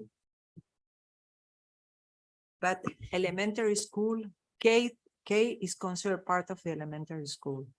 It was. depends not which like- code you look at, I It think. was not like that in the past, but for the Department of Education, K is already, that's why. Mr. Chairman, my opinion is that this was improperly advertised by the city and does not comply with the city code, and a vote tonight would be inappropriate. I think it should go back to advertisement. Well, that's why I took her advice to heart and I proffer you, the ball is in your. court, I don't want basically. to push something forward that could be brought back later because it wasn't properly advertised. So we really don't have a choice. Yeah. Yeah. Obviously, the Ts are not crossed, the Is are not dotted properly. Let's come back a little bit and. In my opinion, I think the item should be withdrawn, not tabled, because withdrawing the item withdraws the item that you see presently in front of you, which is a 15 student K through 2. What we need is a 27 student K through 2, and that's what needs to be advertised. So the item should be withdrawn. And it will be advertised for the next meeting that is on December 13. December 13th. Okay, Of course. thank you, Frank. Of course. of Frank, course. you pay for it.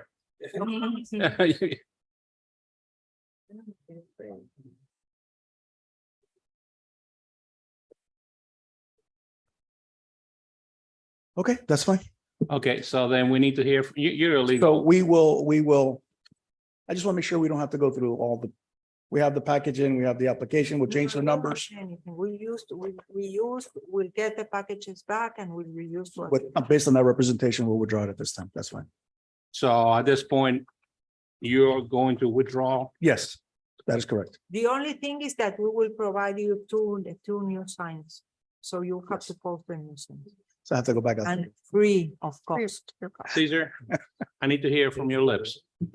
We will withdraw the item at this point. Thank you, sir. You're welcome. Thank you. So item number 7 has been withdrawn, so no action. Okay, so pass the packets. Yes, sir.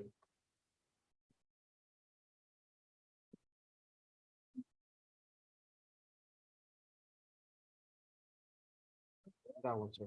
That one, man. Folder, sir. So this was item number. Oh, this? Yes, sir. 7. Okay, so Okay, sir. So item number 8, the applicant has actually requested to table the item. So I'm gonna read the address. 21 East 59th Street, Hialeah zoned R1, one family district, applicant Cesar Mastre Esquire. This is the school that was a little bit controversial last time, so they went back and there was. This is the school that was heard in a past meeting, was a little bit controversial. Oh, the So one on Palm Avenue? Yeah, so Okay. the applicant was asked to do certain improvements. We had to re-advertise the item and now they are working on a traffic study, so that's why they are requesting. Yeah, we want to make sure we address all the issues that were raised by the residents in the area. Okay, So we need a little more time. so we're gonna table this or? It continues there, no action, no No action, action? no action. That's number 9, right? No, sir. No, we actually had to re-advertise this item, so we would have to table. And we didn't. It's already re-advertise it. we don't have the paperwork here. Because we needed to add the special use permit. So this is a new item and we need to table it, okay. Okay. So Well, we need a it's motion to table. table. Wasn't it tabled already? Yeah, table is here. item as per No, applicant. no, Yeah, it because wasn't. he requested it. The applicant requested to table the item for Okay. today. you know Yeah. what? Let's do this. Let's vote. Can yeah. we get a table motion? Motion to table the item? Okay, so motion by Mr. Iglesias, second by Mr. Ramon. Mr. D. Perez? Yes. Mr. Ulloa? Yes. Mr. Ramon? Yes. Mrs. Enriquez? Yes. Mr. Iglesias? Yes. Mr. Jimenez? Yes. Item has been tabled. And this is 93, no, And no, yeah, no, this is 21 East 59th Street. 21 is. You don't have the paperwork, do you? no, I don't. No, I never included in the Okay. packet. Yeah. Okay, Okay, We continue. Item number 9, special use permit to allow the expansion of the neighborhood business district overlay. Variance permit to allow such expansion on a property that is not within an activity node and that has an area of 6,450 square feet and street frontage of 129 feet, where the MBD overlay regulations may extend to properties that are within activity nodes areas situated on sites with a maximum area of 20,000 square feet and a minimum street frontage of 200 feet. Variance to allow single use as a 3-story, 10-unit multifamily residential development where mixed use is required. Allow all units to have an area of 592 square feet, where 850 square feet is the minimum area required for each residential unit, and only 10% of the units may have a minimum of 600 square feet. Allow front setbacks of 7.5 feet and 0 feet, where 10 feet built to line is required. Allow 0 feet interior side setback, where 15 feet are required. Allow 13 parking spaces, where 23 parking spaces are required. Allow density increase from 32 units per acre to 70 units per acre. Without providing the incentives to increase density. And variance to waive the building mass and building frontage development standards. Properties located on 93 West 28th Street, Hialeah Zoned R3, Multiple Family District. Applicant Cesar Mestre, Esquire. Good afternoon again. Again, I'd like to remind you that I don't like coming here with a recommendation of denial on anything, and we try to work with staff as much as we can to bring something that has a recommendation of approval. With me today is the architect, Oscar Gonzalez, and the principals of the owner, Jesus and Jonathan Freiria. Again, this one is something that's been around for quite a while. It's at 93 West 28th Street. Should I read the recommendation? Oh, I'm sorry. Yeah. I was just gonna keep going. Okay. So the property in this application is located at the northeast corner of West 28th Street and West First Avenue. It is a 50 by 129 feet lot, originally developed in 1949 as a 990 square feet single-family home. In 1954, a utility attached to the main house was added. In 1955, a detached garage was built at the rear east side of the house. In 1975, an attached addition was built south of the garage building, and the utility was later built east of the addition. At this time, the property has 2 units, one on the main house and another one on what was originally built as a garage with additions. No records exist for the conversion of the garage and its addition into an independent living unit. The yard between the 2 structures was completely paved, and the property currently has 19% pervious area, where 30% is the minimum required. The property has medium density land use and R3 zoning, identically to all properties on the north and south sides of West 28th Street between Palm Avenue and West 2nd Avenue, except for the properties facing Palm Avenue and West 2nd Avenue. Most of the R3 properties were developed with identical typologies as multifamily buildings with parking at the front setback, backing out into the street, and additional parking at the rear that is accessed through an alley at the back. Under the medium density residential land use, a 6,450 square feet lot like this one can have up to 3 residential units. 15 out of the 18 properties along the north and south sides of West 28th Street between Palm Avenue and East First Avenue are non-conforming because the number of units exceeds the medium density residential land use limitation capped at 24 units per acre. Most of these properties were built before the land use law was enacted, so there was no density capacity. So they were built legally, but they are non-conforming. 4 out of the 18 properties have 2 stories and densities that exceed the limitations of the medium and also the high density residential land use, having 8 and 10 units per building. Is those 2-story buildings with front back out parking the typology that repeats itself in many areas of the city and presents double row parking, tandem parking, obstructing sidewalks and encroaching into the city's right-of-ways. Those existing 10 and 8-unit buildings leave no space for pervious areas and negatively affect streets and neighboring properties with adequate drainage by draining into them. As such, they shall be considered an error from the past that shall not be repeated.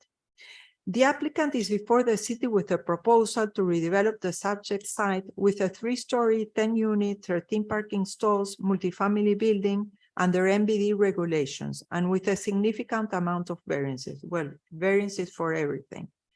The intent of the MBD regulations when adopted was to encourage redevelopment along certain identified corridors designated as Area 1 through 5 of the MBD district overlay, and the possibility of extending those regulations through a special use permit to activity node areas defined as locations at main intersections.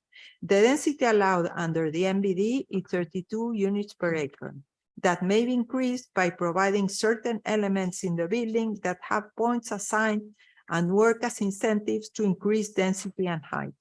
The MBD regulations were formulated to incentivize new development that would enhance the city by providing pedestrian-friendly building frontages and sidewalk, and not to overcrowd small lots adequate for low and medium density developments.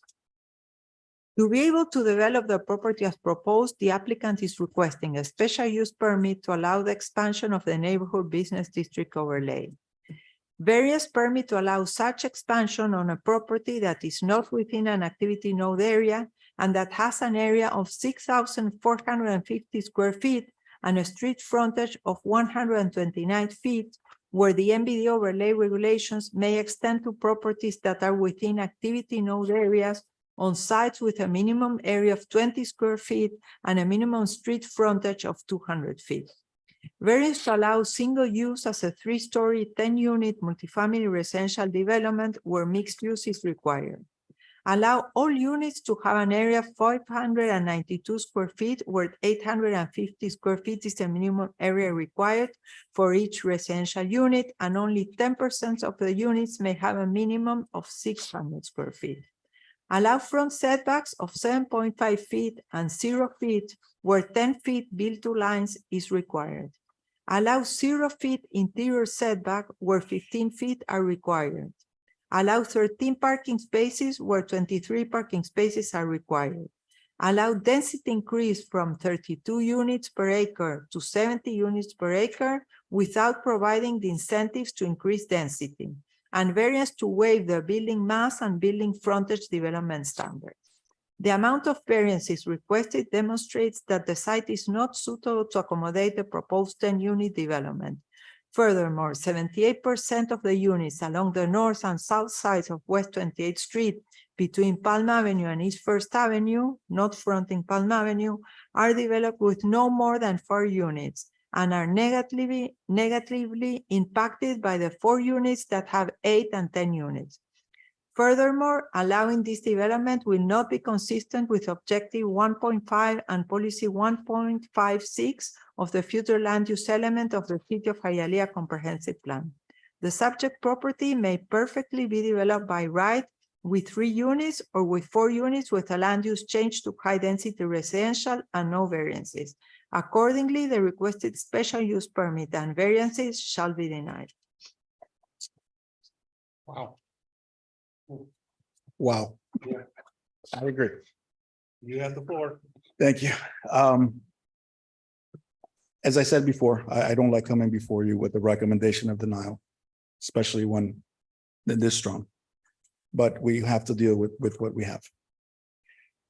As you heard, the neighborhood has a great number of non-conforming structures. So I would say to you that this area is different.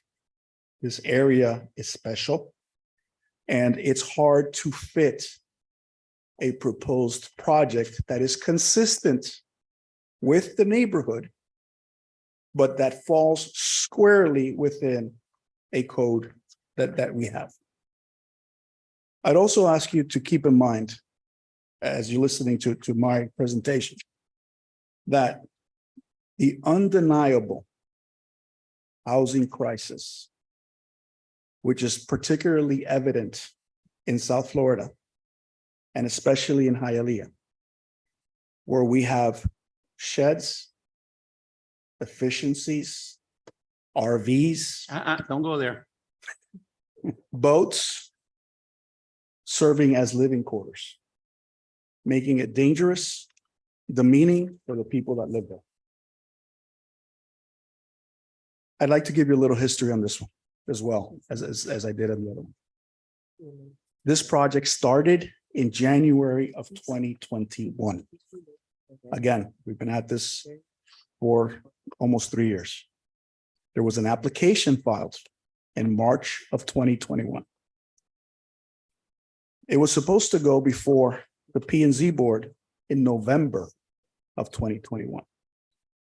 And the application was filed after having several meetings and the blessing of the prior administration.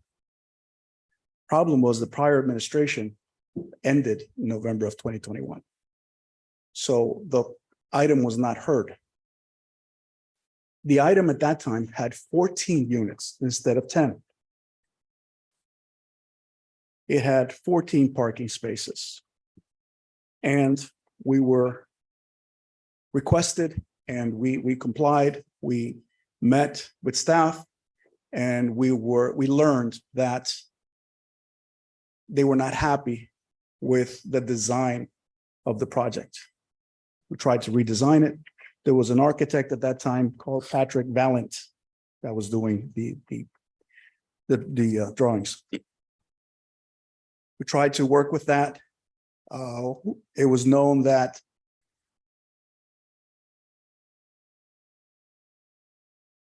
they were not happy with the design professional that was doing it. So we went back to the drawing board and Oscar Gonzalez was brought into the project.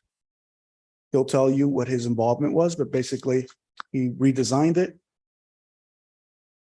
followed the MBD. He will tell you that he submitted, and we have it here, for incentive points to be able to get to the 10 units that we are requesting. I'd like to show you a slide presentation to show you what this neighborhood is really like. First slide. This is the property is the one on the corner, on the northeast corner of this block. And it's really important if you look and go to the next slide. All the lots are pretty much the same size. If you look at them, same width, same length. Next slide.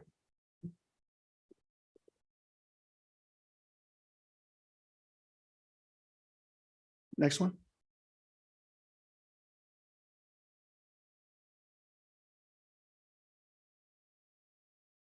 I don't know why, but there was a slide in there that showed the land use. And it shows that on the south side of the street, there we go. The red ones are high density, not medium density. So you have medium and you have high on that block. Next slide. Next one. This is the property that we own. Obviously, we're proposing to demolish it.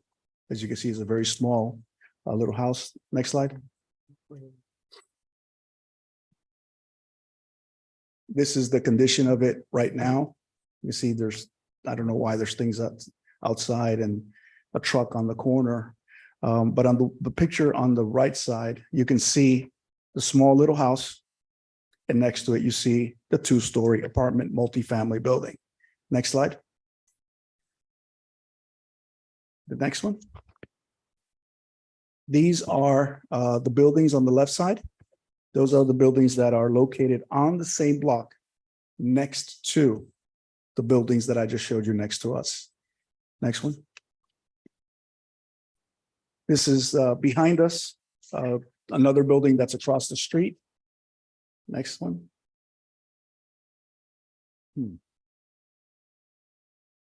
Next slide. Next one. Next one. There's some stuff missing there. I have a USB. Can we use that?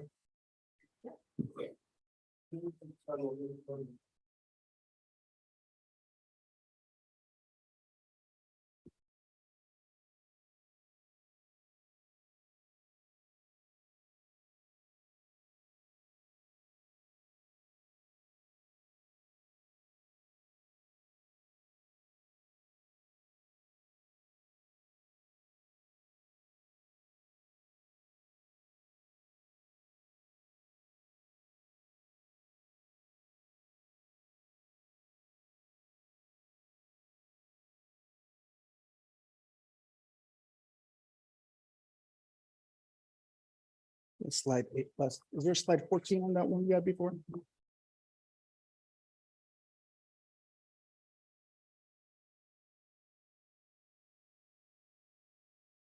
There we go.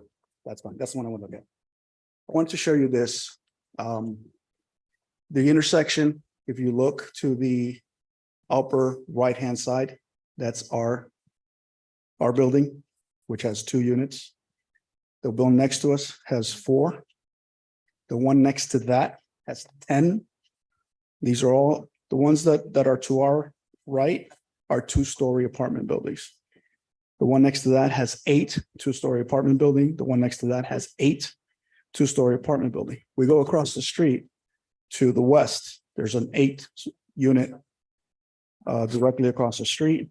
And if we go to the south side of that, there's 19 units in those 3 buildings there.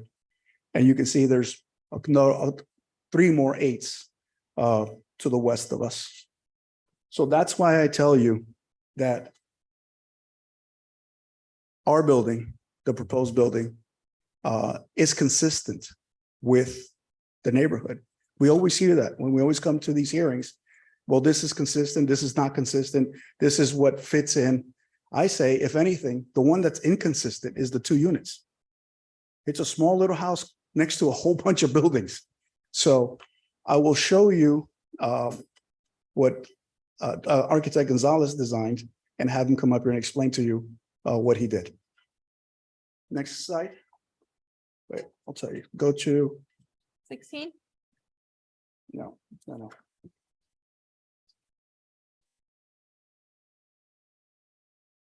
10.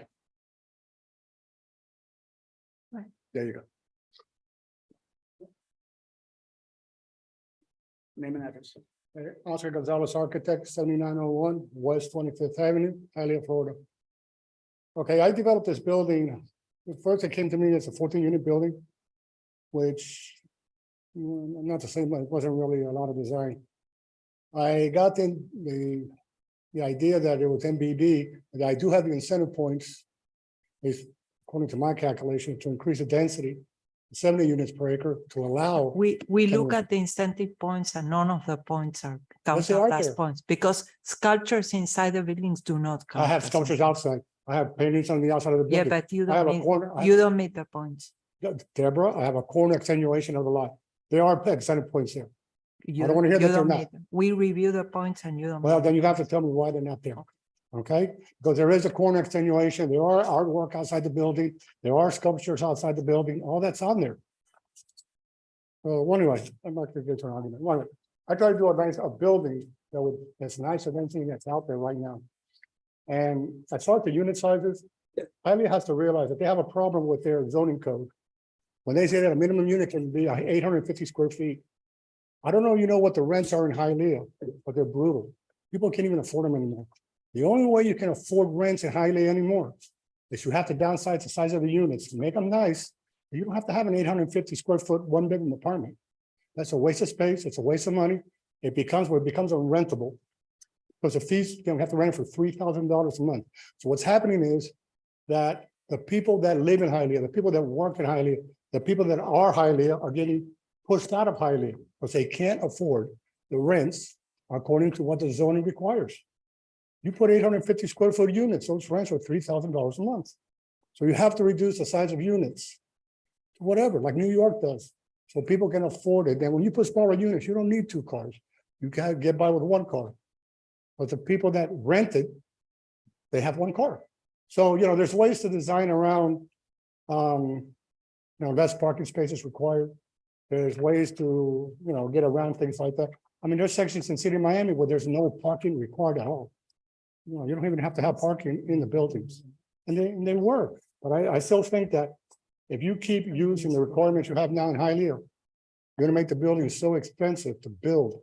And the developers are not gonna have any incentive that people aren't gonna be able to rent in Hialeah anymore. I think that in these kind of neighborhoods, where you don't have a whole block to develop. I understand when you have a whole block. But when you have these little lots, these are perfect for these smaller units, these nice design buildings. And like Cesar was saying, right now, they're 8 and 10 unit buildings here. And I know that my design, and I'm not trying to sound pompous, my design is 100 times better than anything that's out there. A modern building, it's gonna be really nice, and it's gonna enhance the neighborhood. Well, that's all I guess I have to say, so. But that's the process I went through. That's what I went through. I reduced it to 4 units with the intention that we could get to 10 units, and did the best I could. Because I do a lot of buildings in Hialeah, I'm sure you know. And this is kind of a buildings I've been doing, and they come out real nice. So anyway, thank you for your time, and okay. Through the chair. Let me tell you something, because here I have the whole analysis. Upon review, only 5.5 height incentive points actually apply. That are 3, 4, 6, and 10, and only truly accounting and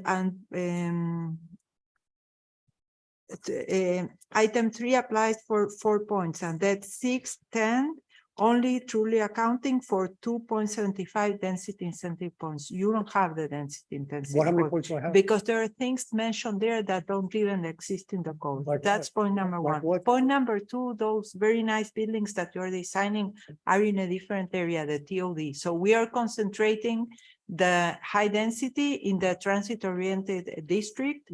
So this is not the transit-oriented There's units district. there. There's Yeah. buildings there And right now. also the consistency that you say is 4 units are consistent with what is there. No, Because there's 8 and 10 the units there now. exception are the 8 and then 10 units. most of And those are also, 8 and we 10. all know, and we have complaints in every council meeting, people coming here saying they cannot walk on the sidewalks because of this type of typology, where you can walk and at night there are cars standing parked. Okay, well, that's different. So if we know that that is a mistake, we shouldn't repeat the mistake. And also, You're still there repeating them. is a 10 feet built to line setback, and is there for a purpose, to create wider sidewalks, to provide landscape, not to have a 3 feet sidewalk and Deborah, I walk agree, I next to agree. the I try to building. do the I best building respect you very much. Yeah. You have a client, you have to respond to a client, There we go. but this lot that is a residential lot, No, at that's the fine. maximum, it can fit 4 units. That's It fine. cannot fit 10. No, that's Because fine. what they did, and they did that with the beginning when they came, first of all, the other administration never spoke to me about this project.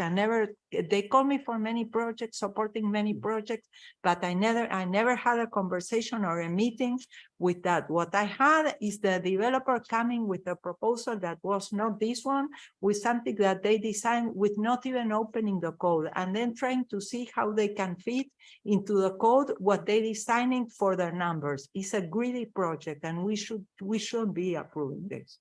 That's Well, my. Let me say one last thing. There's a lot of greedy projects in Hialeah that have been approved. And I think that this one here, it's gonna make the neighborhood better. It's gonna make it whether it's units to rent. Well, sometimes the zoning code goes against what the neighborhood requires. And right now, most of the buildings there are 8 and 10 units. Cesar pointed it out. So I'm not questioning anything extra.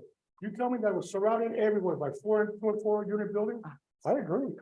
But there's 8 units, 10 units all across the block, all down that block. Well, I'm not an exception. I'm gonna be what's there already. Nothing more, nothing less. If they were all duplexes and 4 unit buildings, I said, okay. But I've done them near the racetrack. I told my clients you can't go more than 4.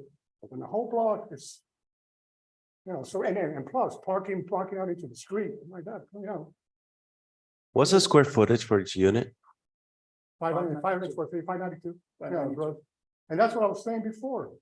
That's a unit you can build, rent, and keep it under $2,000. Well, you can build 500 and something units and comply with the parking and comply with the R3 regulations, and you don't need any variance. Yeah, You right. don't need to stretch the code and ask for for variances for everything I'm to not asking build for- something that is not Yeah, suitable but for don't here. think that it doesn't comply with the neighborhood. It does. The whole No, neighborhood. it does, it complies with the mistakes of the past of the neighborhood. It That's what- doesn't, it doesn't comply with what is now in the comprehensive plan and in the plans. That was done in the 1960s, 1970s, and when the land use density limitations didn't exist. And now for a reason they exist, so we should go what has been adopted That's to fine, make that's the. fine. I'm just saying, I did the best I could for my client's water. I don't think it's stepping out of the range. And I know what Deborah's saying, and I agree 100%.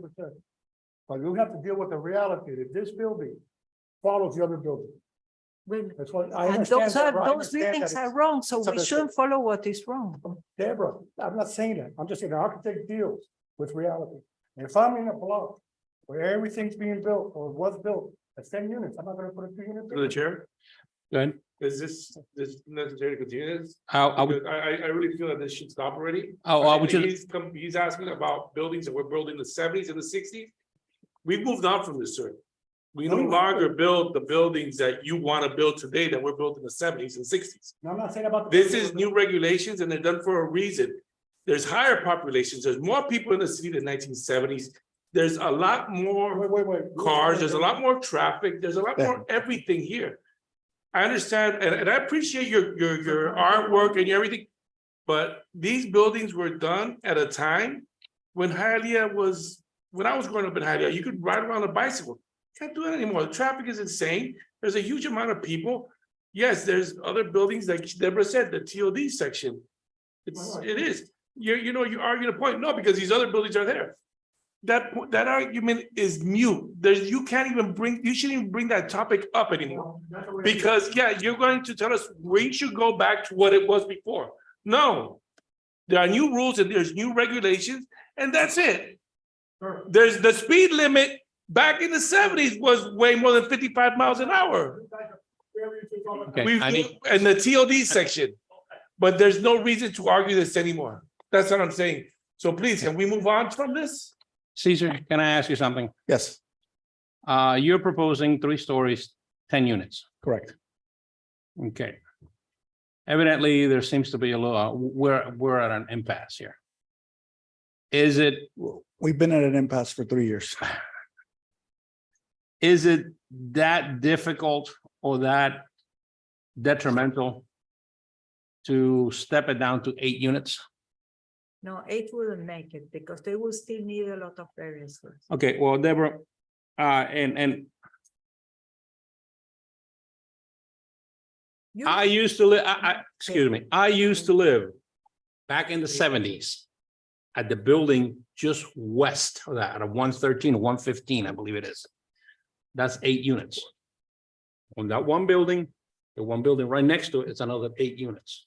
Okay, that doesn't mean that is totally incorrect. That's why we are doing the master plan and we are looking at this typology, and this is the typology that precisely we are looking to see how to get rid of this, because at night you go through the city streets and the only thing you I see are understand. cars. So if it is a mistake, we shouldn't be repeating the mistake. I understand. You are suggesting I am they're suggesting asking, 4 units because that is what the high density gives them. And there is no way they can do MBD here because they don't have the size of the lot, because this was not designated as an MBD area. And because this is a lot that is suitable for a single family home or a duplex. Having there 4 units is already too much. Having there 10 or 8 is ridiculous. Through the chair. okay, are you, And you know, are you concerned? You know, I am pro density. I know. always try to find a way, but I have been fighting with this for many years, and I know my staff know how much it bothers me because everything is wrong. You cannot come with a project done out of grid with something that doesn't fit on a place and try to fit it there asking for any variances. Yes, we grant many variances, but all the variances that we grant, there is a reasoning there and there is a reason for that. And here there is no reason to grant all those ridiculous variances. One of your main concerns is the amount of parking, right? The parking variance. No, my main concern, do you know what is? My main concern is that they have no setbacks, so they have 0 setback on one side, they have 7.5 setback. The setbacks are my main concern. They are overcrowding a lot that was done for single family homes. If they want to come and redevelop the whole block, and do their MBD, okay, that is more reasonable, but not on one lot, 5,000 and something square feet lot that is not even a standard lot by the city code. May I? Good. This building that they're proposing to make, do they have the same setbacks, or they're trying to put the same setbacks as the other one that are built there already? What No, was built there was a single family home with a garage No, that but I'm- was later converted into 2 units. Okay, No, but I'm it's not- saying the it's one- not the same setback. What I'm saying is the one. They that- are stretching it, they are using the whole lot. Okay, If- what I'm saying is those 8 and 10, 8, 10 units that are there, do they have the same setback? It's the same No, size of lots? no. They're bigger lots? I don't No. even consider that because No. that is something that is outdated, shouldn't be there. So I don't use an example, anything that is in a place that shouldn't be there. So we should be like wishing for more, for upgrade, not for downgrades. So to put it, to clear it up, for those that are having difficult understanding, and I see your point. I agree. Through the chair? Let me finish this and I'll. Your point is there's obviously some issues in the area from way back when. This is gonna be a new building. With the same problems that the old buildings have. So can we just start fresh and comply to the current code? Not the, They can change the land use to high density residential and build 4 units. And that size of lot would be already stretching it, but 4 units would be compatible. Most of the building, there are many that have 8 units and 10 units that shouldn't be there, but the ones that have 4, if you look at the ones that have 4 units, you see there green areas, you see there some setbacks. When you see the other ones, it's only concrete. And this Right. applicant, when he first came, he complained that his property was flooding. Yes, it's flooding because all those properties that have 10 units and 8 units have no pervious area. Plus the setback between the house and the garage, that was supposed to be green area and now it's all concrete. So the flooding problem comes from those buildings that are overcrowding the lots and a self-created situation where they pave the whole area that was supposed to be permitted. Mr. Go ahead, Chairman, John. I had not finished my presentation. Should I finish and then go into discussion? Go ahead, you can finish this. Thank you. this I presentation. appreciate it. It's very short. We redesigned, we went to 10 units.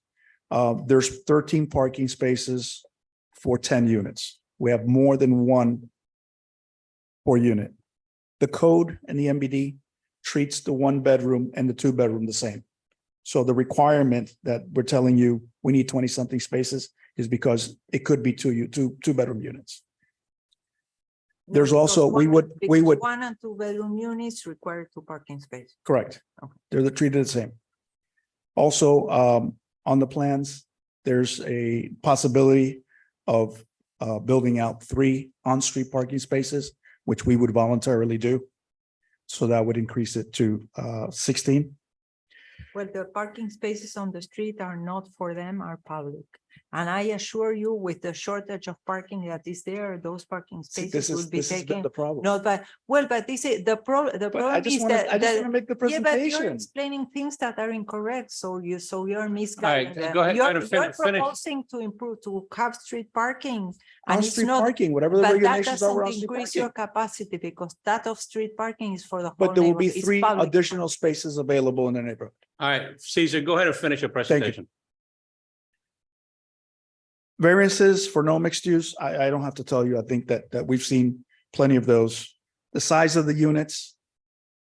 First time I heard it, micro units was here. And we have approved, the city has approved many micro units. This would help with the affordability of the rent. That's one of the biggest problems that's going on. As far as the setbacks, I think the positive of that is that it makes it pedestrian friendly. We've heard pedestrian friendly, pedestrian friendly, pedestrian friendly. That would be my take on that. The plans as provided, the reason it doesn't have the same setbacks is because we don't want to make the same mistakes that were made back in the 70s. These plans, there are no back out parking. There's a nice parking, surface parking on the first floor. The building is up on stilts and the apartments start on the second floor. So all the parking is hidden from the street and is inside the property, no back out parking. No traveling through an alley to get back to the parking. You have in and out. There's no tandem parking, which was one of the big problems on the other ones. There's no obstructing the sidewalk and no obstructing the right-of-ways. So as I told you from the beginning, this is a non-conforming block. But I don't think it's right to say it's non-conforming, it's not there, it doesn't exist. It's there. That is the character of that neighborhood right now. And we know that doing this building will provide more housing, not affordable in the term of the law, but more affordable because they're smaller. It will improve the area a lot. It will improve the location of this one. So we see it as a win-win for the neighborhood, for my client, and for the city. So based on that, I would ask you for a recommendation of approval, and now I'll be happy to answer any questions in here for discussion. Thank you. Go ahead, John. I just waited to go about it. See, I got a lot of respect for you, and I really do like you a lot, you know. But I understand. It's what not you're personal. bringing in today really makes no sense to me, and I apologize. I really take what Deborah says, and then I analyze it, and I respect her knowledge, and she knows this, and there's rules, and she's telling us these rules are this, and these laws are this, and these buildings have to be built according to these rules and these laws. And then I understand, Mr. President, you have a soft heart and you want to try to help everybody, but that's not our job. Our job is to follow the rules and the laws and try to do the best for our city. I understand these gentlemen like Caesar and the contractors and everybody else want to help and build and get out these apartments for all these people that need apartments. All of these people that need apartments, which I don't see that many people that need apartments, because there's a lot of apartment buildings that are empty here and a lot of places with for rent signs. Yeah, there's a lot of people that need apartments. Why are these apartments not filled? I just think that what we're doing is we're overpopulating the city. We're letting a lot of these people take advantage of the city. I don't understand why we even are considering this with all the exceptions that we're trying to give. We can't try to make a square peg fit in a round hole, Caesar. And I have a lot of respect for you. What was built in the 70s and in the 80s is not the same as what we're building now. The population is not the same. The traffic is not the same. The people aren't even the same anymore. I'm not asking you to build anything like I said. I'm not. But I just can't even understand that why you would even bring this to us, and maybe I'm crazy, but I'm seeing this and I'm like, this makes no sense to me. And it's ridiculous. And I hate to say this, but I'm confused at why are we even considering this? If Mr. Smiley is considering this, then wow, Mr. Smiley has a different point of view than I do, because I can't even fathom voting on this. There's no way I could say yes to this. But Through the chair? if I could, Okay. I disagree. I think this is really a really good idea. I mean, this is not a pretty neighborhood. The neighborhood has a bunch of big, huge buildings, and everybody's really pretty much But these are stacked up. buildings that we're building. Excuse me, I'm talking, sir. 60s. Sir, I'm talking. It's my time. Sir. Please. So all these buildings here people are packed like sardines. And right now we have a need for housing. And the way the architect designed this building, I think it's ingenious. I mean, you have the first floor as a parking. It doesn't back out into anywhere else. And what's the function of setbacks? I asked myself. So I looked it up. It says a setback is used to create a buffer area which protects buildings or structures from the road by mitigating noise and providing a safety zone. If we have the parking on the first floor, you really don't have any dangers to the residents per se, because they're on the second floor. And noise, I mean. Have you ever heard of Ice on the street, Say what? ice on the street. Have you ever heard about ice on the street? In Hialeah, no. Well, Eyes of the Street is as an urban design concept, and it's also a concept used by the police. Because to create. Oh, safety ice, like and to be- ice. Yeah, and to be pedestrian friendly, you need to have eyes on the street. So how are you having eyes on the street if you're having blank walls and you have to walk along blank walls? That is why the neighborhood business district incentivizes mixed use or active uses on the first floor to create that eyes on the street sensation. So people don't have to walk by blank walls, where since no one is looking at anyone, everyone feels free to do whatever crime or whatever. So the safety that you're talking about is not there. Yeah, but I mean, Hialeah, I lived in Hialeah since 1989 and I feel pretty safe. I mean, I could walk at 3 in the morning. I've walked from my office to my house, which is half a mile. At 1 in the morning, I'm not scared at all. I mean, Hialeah, it's pretty safe city. The police do a pretty good job, I think, per se. So I think the way this is developed, I mean, I think is a really good use of the land in the sense that if you only put 4 units where you could put 10, make them smaller, make them more affordable. Like, to me, that makes sense. And I don't know, I think it's a good idea. And just because we have rules. Question that what data you have that there is a lack of housing? What there is a lack of affordable housing, and affordable housing. The people that come to complain here is because they want units with rentals of $500 and $700. And what he said is this will be market rental units. Also, that is why the points that are applied here are wrong, because it's affordable, and affordable means something precise that you are renting for people with a certain area median income, a percentage. So something that is market rate won't satisfy the needs that the city has. The city doesn't have a need for units. There is a housing study that we have done. The need is for affordable units. So did you hear from them that they're going to do units that will be renting at $500 or $700? No. So that doesn't, you don't have the correct data when they say this satisfies the needs. No, this does not satisfy the needs that the city has. But how do we know how much they're gonna like rent them? Because Maybe you they already are. said- They would, I'm sorry, it's irrelevant. My client would agree to make it, To 30% AMI, I'm sorry, 30% AMI, yeah, 30% AMI. 30%. AMI, you know what is 30% AMI? What is AMI? Area median income. I think it's a brilliant idea. Yeah. And Okay. if I We'll do it. please, If it's not the ex- case, yes. See, are you sure? Yeah, Do you know how much is the rent? Do you know what is the I rent? would, 30%, yes. I would, if you're gonna make that proffer on the record, I would table the item and check out what the AMI is before you agree to 30%. 30% of AMI. I wouldn't agree to that, what is the workforce housing amount? but the No, work, that- I don't know what the we're workforce. not talking about. That- that's workforce not- housing. But I We're wanted to talking compare one about with the other. affordable housing. Workforce housing is between 80 and 130% of AMI. And affordable housing is 30. Or is that a number you just, They're different percentages, but 30% is what the city, the residents, the need is for 30% AMI. so like I was saying, I think it's a really good idea. Like, there is a possibility that they could lower the rents. The units are smaller, they're 500 square feet. There's no backup parking. The parking is very well made inside.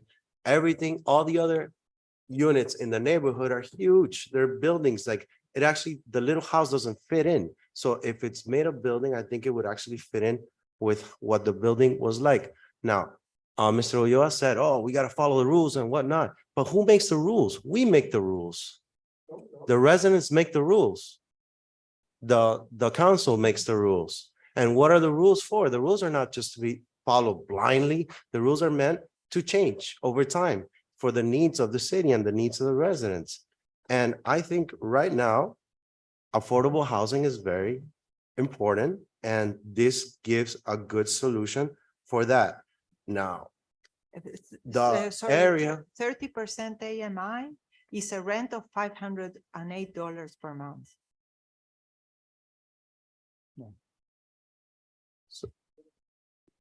so maybe, like, maybe that's not possible. Maybe it is possible. I don't know. But I just don't like when the government comes in and tries to regulate everything.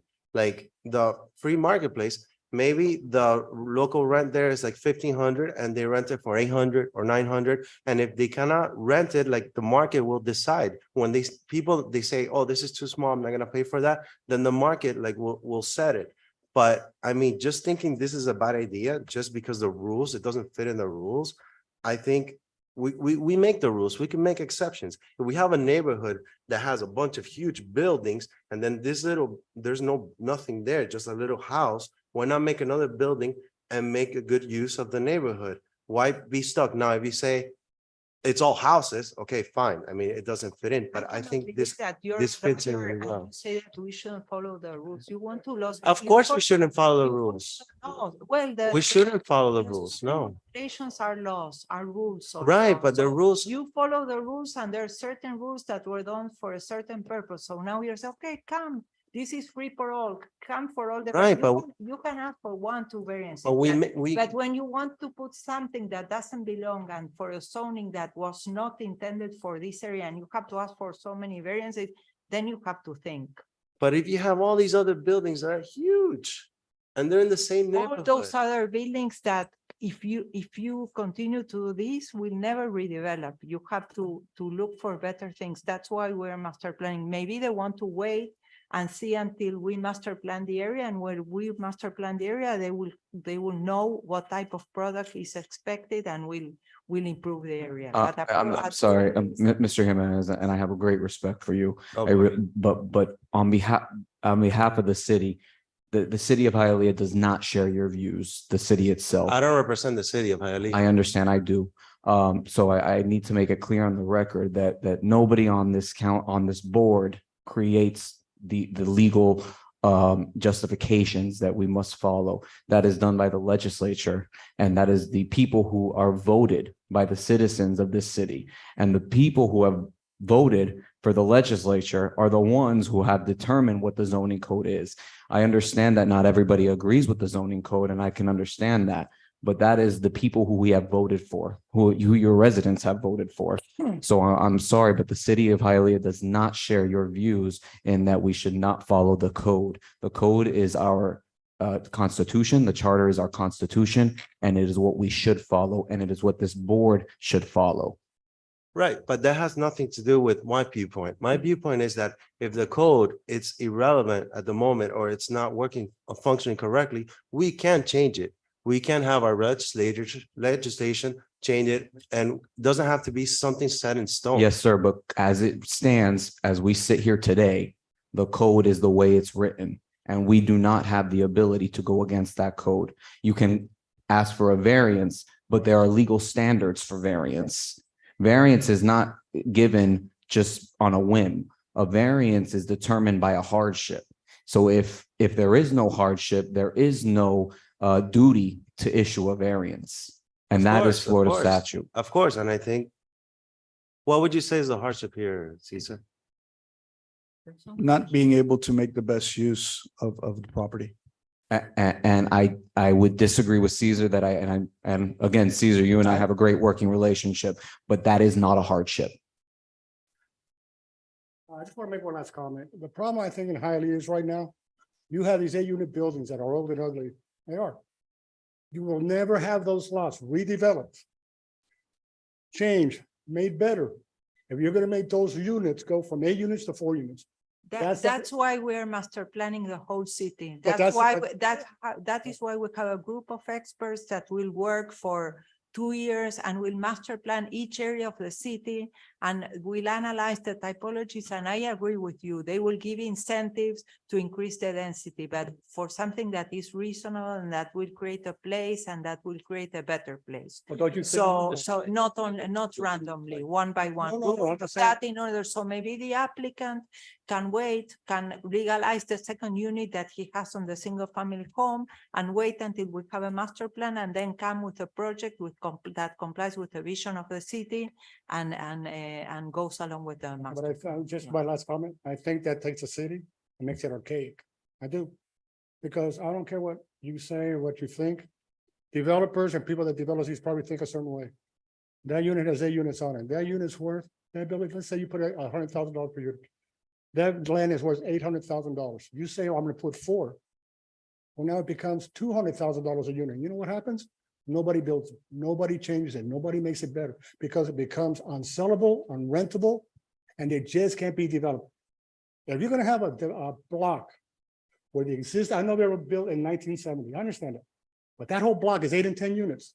You're making that block where it's not going to change in 40 years or 50 because they can't, because the people that own the property right now are going to ask for that lot based on 8 units. So you're going to develop. I'm going to put 4. It's not going to work. So you're going to Maybe have. someone comes and consolidates the whole properties like it's happening on Palmyra. I understand that. And they come and they rebuild, and then there they can get more No, density because because even if they they- have bigger lots. On a lot that is 5,000 square Deborah, feet, but even if- 6,000 square feet, even if you they can do build that, no, 10 no, but units. even You if they have never take- done that. If they take and they make the whole block, one lot, they're still only building 32 units per acre. And they're buying based on 60 units per acre. You can't win. You can't. I'm sorry. You can't take a lot that's 8 units, say by zoning it's 4 units and have it redeveloped. I don't care if it's 40 of them. Because the density stays the same. Look, I understand and I do agree with you. Because I wouldn't make any money if anybody could design a lot. You know, I'm good at what I do and I try to follow the zoning code. I'm just saying, and there's certain situations where the neighborhood itself, even though if it's okay, even though it's built in 1970, can dictate what has to be built. It does, because otherwise it will never be rebuilt. It will never I be, disagree with you. That is why we are master planning the city. but you gotta raise, you can't, Deborah, even if you master We plan will. it. That is an analysis that we're doing. Okay. and No, no, no, we will- okay. We're, listen, Well, I said my point. I said my point. we're running around in circles. Caesar, I have one more question for you, Yes, sir. and then I'm just gonna put an end to this. Yes, Look up there. This is the rendering of what the. that is the 14 unit one. Not the 10 unit one. Do you have the, We don't have a color rendering. We have, I believe it's slide. You have it there?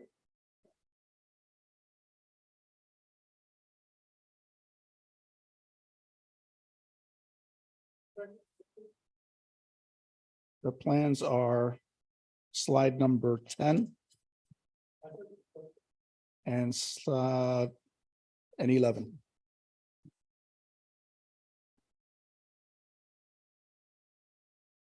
So where is the color rendering? I know, I said to you. well, my question Yes, is, please go back to that other one. So it gives, right there, okay. This is a 14 unit, you said? correct, Okay. So 10 would obviously be 4 units less. correct, Parking is gonna be underneath. correct. It's gonna be contained within the property. Yes, Is it going to obstruct the sidewalk?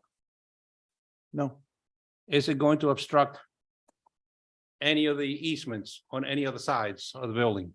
no.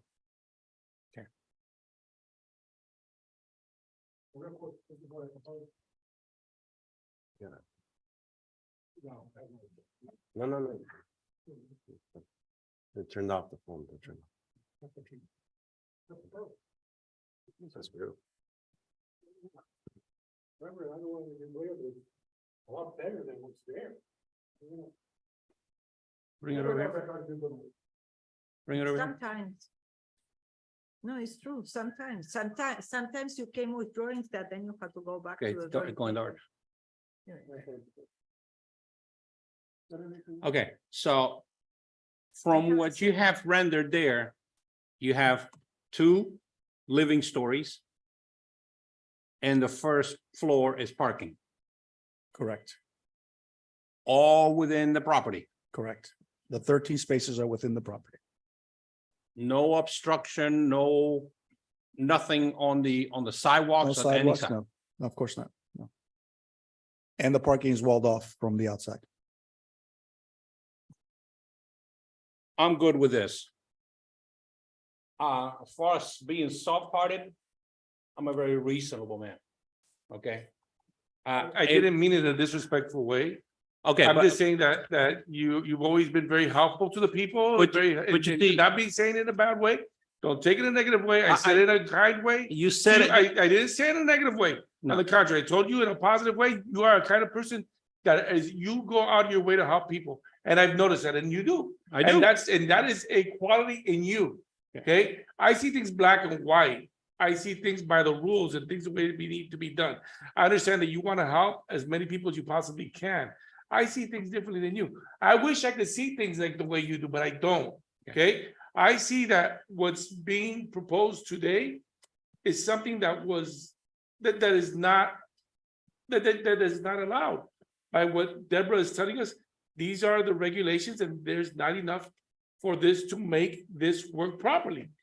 I understand that you guys totally disagree with me and think that I'm the one that is nuts for saying this. But I'm seeing things more black and white than trying to see how I could, make things better for everybody. I just want what's best for the city. And what I think is what's best for the city is taking Deborah's recommendation, because she knows far more than I do and far more than what I ever will know about planning a city and making buildings and doing everything else. So I take her recommendations extremely serious. And if she tells me, hey, this is not a good idea for the growth of the city, for the safety of the city, for everybody involved, this is not a good idea. She's not gonna say that just to block somebody from building a building. Then she has no reason to stop somebody from building a building just because she wants to say no. She's saying no because it shouldn't be in that place because it's not supposed to, according to the rules and regulations of our city. I understand, Mr. Jimenez, you saying that we could make up our own rules as we go. That's fine and dandy, but according to the law, we can't make up our rules and regulations as we go. I wish we could. I apologize if I'm offending any of you because some people don't like what I'm saying right now. I think that what we're trying to push forward today is something that Deborah said that should go forward. I don't know why we're pushing on this. If you guys want to vote on this, I am going to vote no on this. And I will, and I would like to motion to deny I'd like to motion to approve. because this is what should be done. Okay, well, If you guys want to approve, hold go on. ahead. But this makes absolutely no sense to me. Okay, now you proffered a motion to deny. Yes, sir. A motion to approve. Okay, so, okay, so, Do the night first. so We have a motion to deny by Mr. Ulloa. I will need a second. Second by Mrs. Enriquez. Mr. Jimenez, No. Sergi Perez, no. Mr. Ulloa, Yes. Mrs. Enriquez, Yes. Mr. Amon,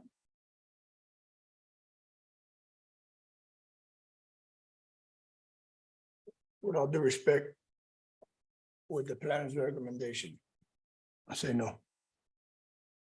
Mr. Iglesias. No. Okay, so Okay, so hold that. So the motion fails. One question before we consider the motion to approve. Is there provisions made for the dumpsters to be enclosed underneath the parking lot? Yeah, there's a dumpster closure. So there's not gonna be a dumpster outside? No, And what about the affordability? Because your reasoning was that they will be providing affordable housing. So are you proffering some kind of affordability? we will address it and come up with something before it goes to first reading, if Well, it passes. I to think the that council. this is the moment. So if you are not prepared for that, I think you should table the item because that is one of the main arguments. Well, So we- if you we- cannot, we if have you a cannot motion. proffer that. My motion is with no. We have a motion on the floor. My motion is with no conditions because I think the market should decide And your motion is to approve. to approve. Can we have a second? Second that motion. Okay, motion by Mr. Jimenez, second by Mr. Iglesias. Mr. Ulloa, No. Ms. Enriquez, No. Mr. D. Perez, Yes. Mr. Ramon, Yes. Mr. Iglesias, Yes. Mr. Jimenez. Of course, yes. Motion is, item has been approved. So.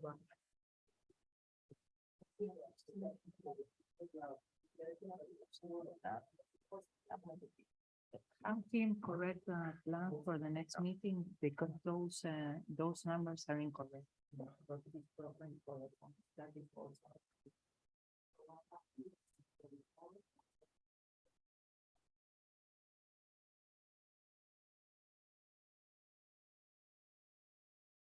All right, let's go to the next one. This is getting old. Miscellaneous items not requiring advertising. Item number 10, tentative plat of Riesco Hialeah. Cannot go forward today because they are proposing to subdivide the property to substandard lots and that is So you would need to withdraw the application, so no action, Item 10, no action. no action. Do we need to I approve guess- that Do you or need it I back? I need it back, please. need it back? Okay. So item number 11, tentative plat of Prestige Center. Well, this is an existing property that is in a parcel that is subdivided by lots and bounds. So there are certain conditions of the water and sewer department and the division and the rest have no objection for the recommendations of the living there and the local. All right, comments, questions? No. Motion. Motion to approve? Second that motion. Okay, motion by Mr. Iglesias and Mrs. Enriquez, second by Mr. Jimenez. Mr. Ramon, Yes. Mr. D. Perez. Yes. Mr. Ulloa, Yes. Mr. Jimenez, Yes. Mrs. Enriquez. Yes. Mr. Iglesias. Mr. Iglesias, Yes. item has been approved. Item number 12, old business. No old business. Item number 13, new business. Well. In the new business, I may be putting the. What is it, the carriage before the horse or the horse before the carriage? Okay, I may be counting my chickens before they hatch. But the fact of the matter is that we had an election last week. And we have a new council member. And unfortunately, well, the way it works out is Mr. Gamone here will most likely not be with us unless something can be arranged where the new council member would agree to reappoint him. Now, as Alex has said, we don't make rules, we act on them. From the bottom of my heart, it has been a pleasure working with you. It has been an honor. I hope and pray that they will see the light and reconsider reappointing you. All I can tell you. Unfortunately, there's not a thing that we can do. It's strictly up to the new council person. But I'm sure that the rest of the board, most of the board would share my feelings in saying that. I second that thought. Thank you. I appreciate it. Yes. Manager. If, like, I leave everything into God's hands and if the new council, decides to bring in someone else, I respect that. I just want to say thank you. Thank you for all y'all. It was, I'm not gonna count my eggs before the hatch. You never know, but if that's the case and I don't see you guys again, here on this board, just know that thank you. It was an honor to serve, with every single one of y'all, and for what we do for the city, sometimes we might have a different opinion or view on something. But I'm sure that everybody here on this board really cares about the city, and that's why we got handpicked by That is, who picked us. yes, you sir. know. Yes, sir. That is what Um, makes us so unique, that we can agree to disagree. And we can have conversations and we can have disagreements. And once the gavel comes down, we can go and shake hands and go have a beer. And if that's the Okay. case, just know. I'll go on that one. Through the chair? Yes, sir. Guys, I don't want to go against everybody all the time, but we gotta start taking what Deborah says a little bit more serious. I've been through a lot of these meetings already. Been this for years already. And a lot of times when she comes and denies something, I don't understand why we even keep going forward. We want to do what's best for the city and we're not. I don't feel that we are. I feel a lot of these decisions that the decision tonight was just a piss fight. I feel like it. That's what I feel like. I feel like this was done just so you guys could prove your point that you guys are gonna get what you want, how you want to get it. I'll go drink a beer with any of you guys. I don't care. This is over for me. But we made a wrong decision tonight by approving that building. You wanted to push it forward, everybody wanted to push it forward. I don't know why. It makes still to this moment makes absolutely no sense to me. May I say one thing real quick? Go ahead. Okay, and just to. But before you start, I didn't try to insult you. I was telling you that because you're not like me and I wish that I could be more like you. You are a kinder, softer person than I am. I'm a mean, gruff person. Okay? I don't try to solve people's problems. I try to make sure that what the city needs is done, black and white. That's it.